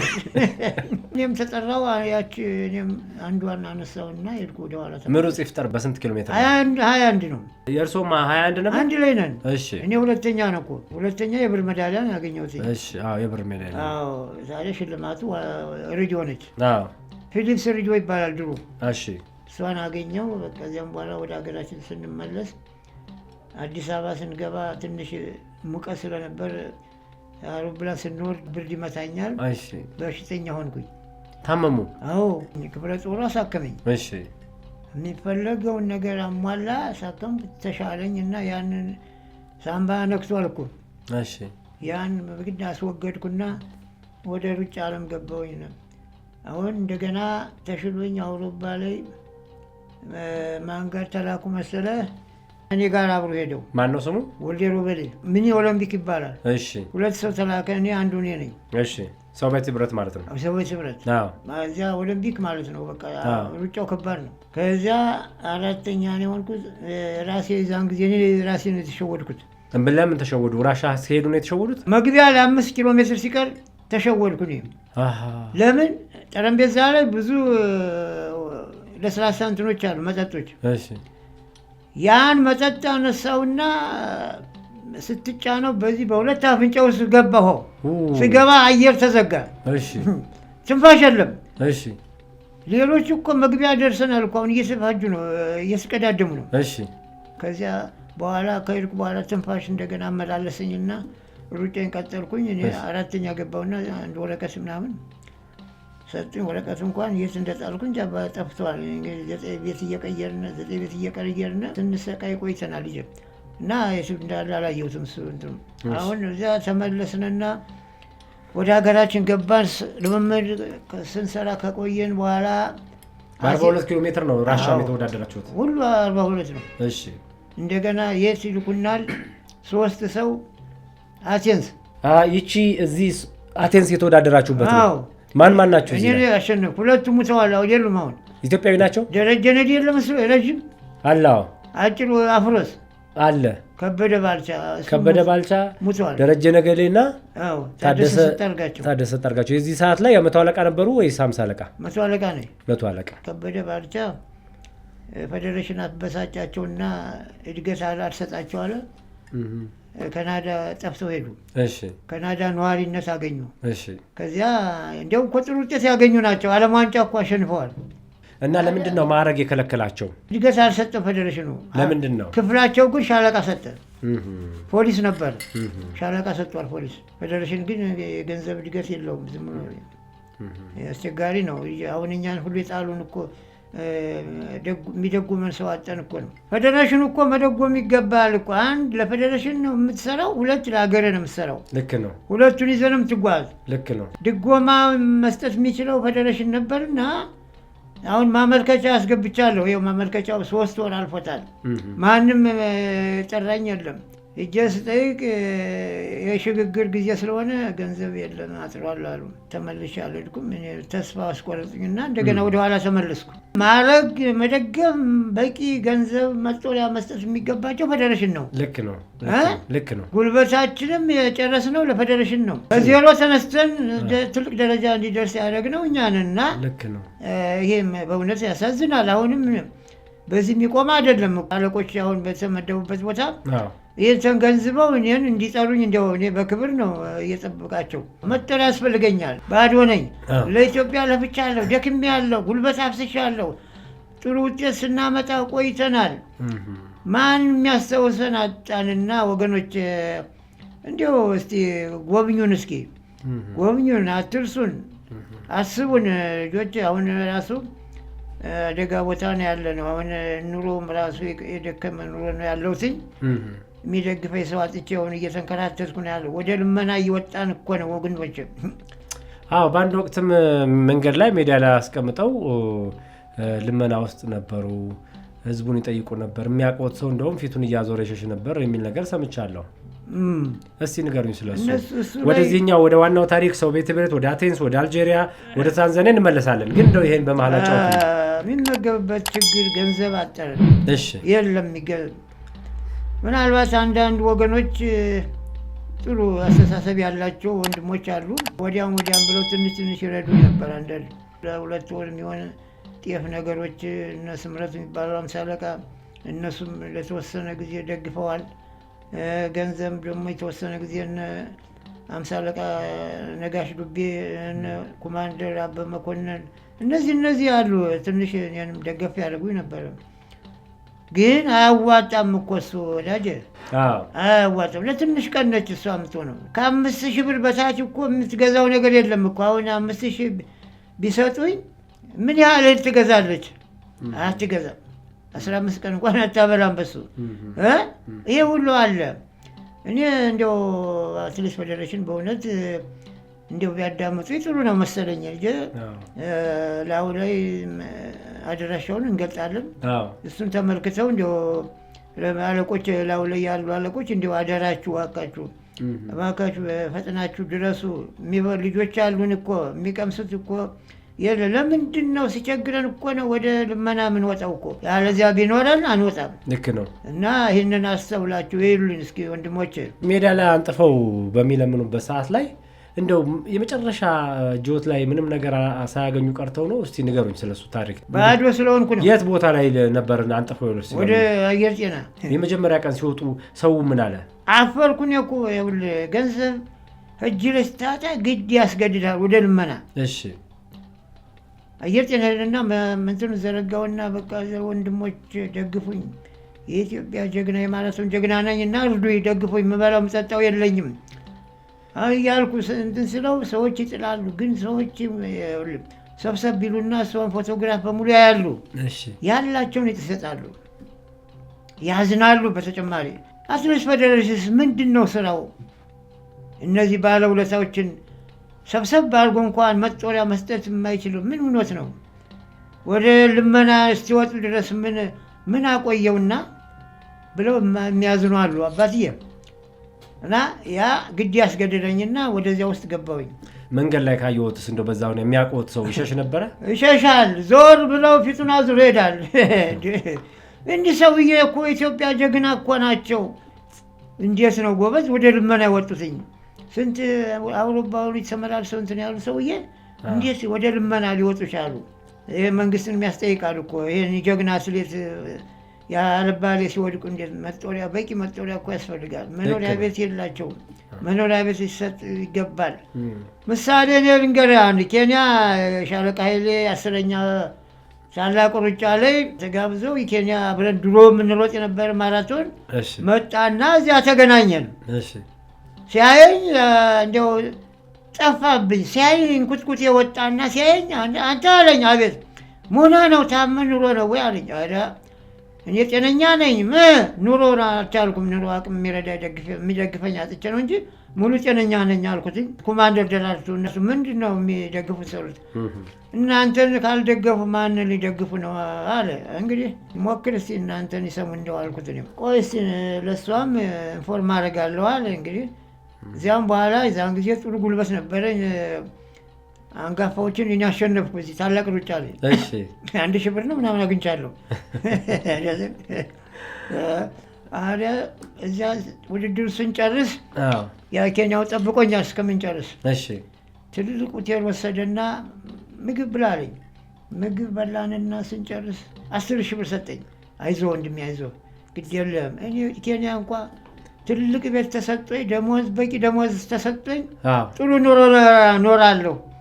አንተ ጀግና እንደዚያ በራሪ የነበርክ ሰው እንደዚህ ሆናል እንዴ አለና እሱም እንደው በጣም ቅሬታ ተሰማው። መቼም ባዶ እጄን አትሄድም ብሎ 10,000 ብር ሰጠኝ። እዚያ ይስጥ አባቴ፣ እድሜ ጤና ይስጥ፣ በረካውን ወደፊትም አደራ ልጅ አስታውሰኝ አልኩት። እኔም እንደዚህ አልኩና እንደዚህ አለ። በጣም ይገርማል። በጣም እንግዲህ የኬንያ አትሌት ነበረ። ከእርሶ ጋር አብሮ ሮጦ ነበረ፣ ትተዋወቁ ነበር። ኢትዮጵያ ሲመጣ እርሶ በኑሮ ደከም ብሎ አገኘሁት። እኔ የኬንያ መንግስት ጥሩ ቤት ሰጥቶኝ ጥሩ ኑሮ እኖራለሁኝ፣ ጥሩ ኑሮ ነው የምኖረው፣ እርስዎ ግን እንዴት ኢትዮጵያ ውስጥ ለኢትዮጵያ ሮጠው የኢትዮጵያን ባንዲራ አውለብልበው የኢትዮጵያን ሜዳሊያ አንገቶት ላይ የወርቅ ሜዳሊያ ይዘው መጥተው እንዴት እንዲህ አይነት ኑሮ ይኖራሉ ብለው 10,000 ብር ሰጥቶት? አዘነ። በእውነት በራሪ የነበርኩ እኮ ጎበዝ ነህ እኮ ልጄ፣ እንዴት እዚህ ደረጃ ደረስክ? መከበር አለብህ እኮ፣ ደህና መኖሪያ ተሰጥቶ ደሞዝ ማግኘት አለብህ እኮ። እዚህ ላይ ምን ይላሉ? እኔን ሳይልም እንደ ሆዲያተም አገልግል መስዬ ወፍር ያላየም እንዲ አለ። እንደው እዚህ ቦታ ላይ ሀሳብ እንዲሰጡኝ ይፈልጋሉ። ለኢትዮጵያ ያገለገሉ በሕክምናም በመምህርነትም በስፖርትም በውትድርናም ለኢትዮጵያ ያገለገሉ ታላላቅ ኢትዮጵያውያኖች ብዙ ጊዜ ወይ መንግስት ሲቀየር ወይ ባለስልጣን ሲሸጋገር ወይ የመምሪያ ኃላፊም ወደ ሌላ ቦታ ሲሄድ እነኚህ ታሪክ ያላቸው ሰዎች ብዙ ጊዜ በኑሮ ይደክማሉ፣ በህይወት ፈተና ውስጥ ይወድቃሉ። ለምሳሌ ደርግ ወድቆ ኢህአዴግ በገባ ጊዜ ለኢትዮጵያ የታገሉ ለኢትዮጵያ የተዋጉ ወታደሮች ያ የተዋጉበትን ልብስ አንጥፈው ሲለምኑ አስታውስ ነበር። እኛ ልጆች ነበርን በእርግጥና እንዲህ አይነት የሞራል ውድቀት የህይወት ውድቀት ማየት ታላላቆች ጋር ተተኪ እንዳያፈራ ያደርጋል፣ አንገትም ያስደፋልና ምን ይላሉ? እንደው እዚህ ላይ ስርዓቱ ሲቀያየር እንደዚህ ነው፣ አስቸጋሪ ነው። እሺ አንዱ ስራ ሲቀየር የራሱን ሰራዊት መያዝ ይፈልጋል። መልሱ ይከብደኛል፣ ልክ ነው፣ አልመልሰውም። ላይኞች ነው መመለስ የሚችሉት። ግን ለሀገር ያገለገላችሁ ልክ እንደናንተ አይነት ሰዎች ለሀገር የሮጣችሁ ሰዎች በኑሮ ድክም ስትሉ የት ናችሁ የሚል መንግስትም ህዝብም መኖር የለበትም ወይ? ነበረበት። እኔ እኮ የምለው እሱን ነው እኮ ወዳጅ ወንድም አለም። እኔ አንድ ጊዜ ሞክሬ ያለው ክቡር ከንቲባ ጋራ ባህልና ስፖርት ደብዳቤ አጻፍኩና ይዤ ሄድኩኝ። እዚያ ይዤ ሲሄድ መዝገብ ቤት ነው መጀመሪያ ደብዳቤ የሚገባ። እዚያ ደብዳቤው ላይ ምን ያሳያል መሰለ? ባህልና ስፖርት ሲጽፍ መኖሪያ ቤት የምትል አላት ውስጧ ላይ። ያን አዩና መዝገብ ቤት አንቀበልም አሉ። መዳሊያ ሁሉ አሳየዋቸው። ሄዱ ለፉ አሉኝ።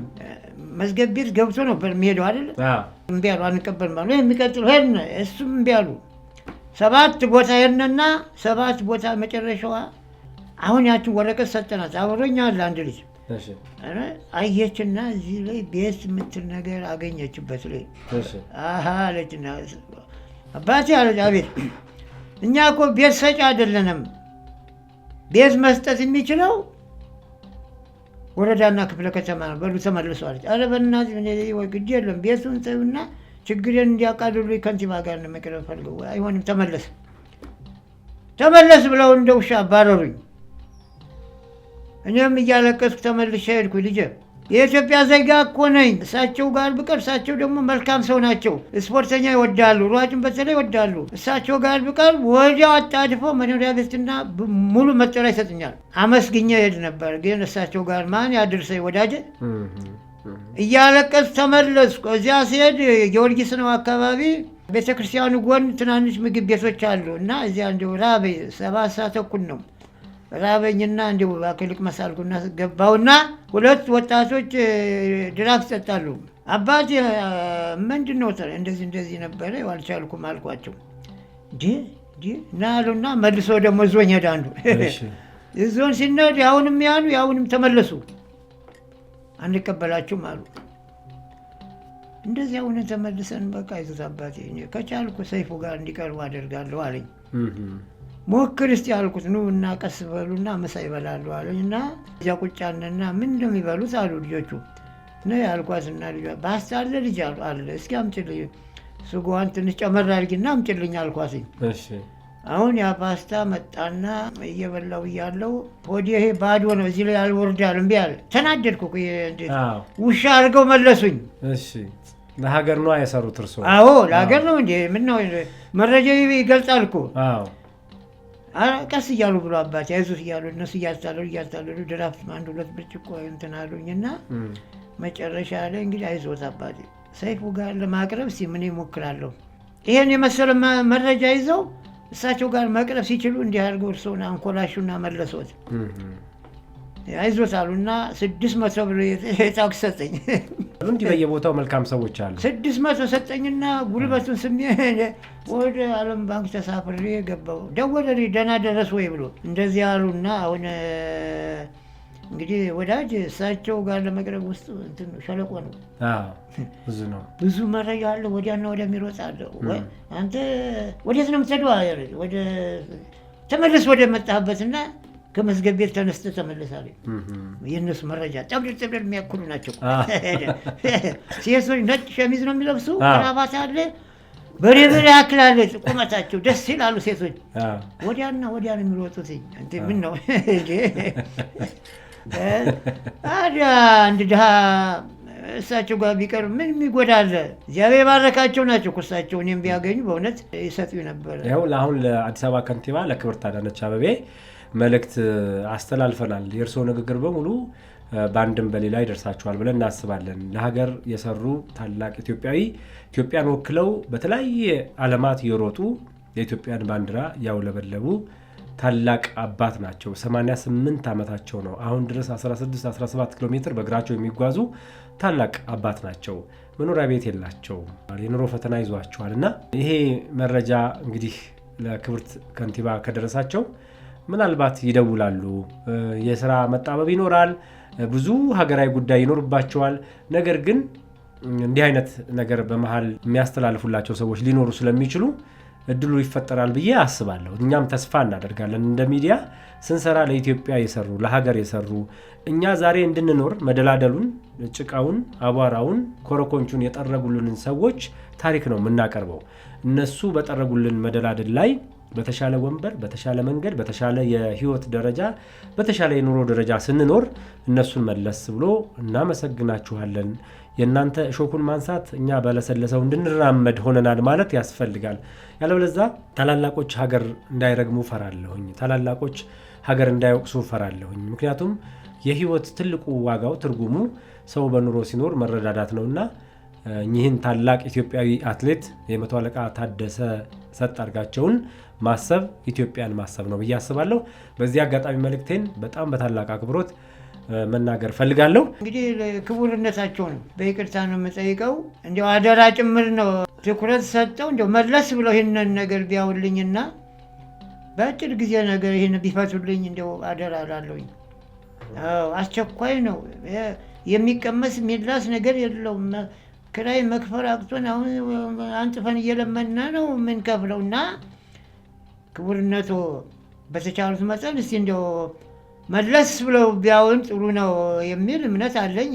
ደግሞ እርግጠኛ ነኝ እንደሚያውኝ በይቅርታ ጭምር ነው ክቡርነቱ እና እስቲ የውልኝ ለማለት ፈልጌ ነው።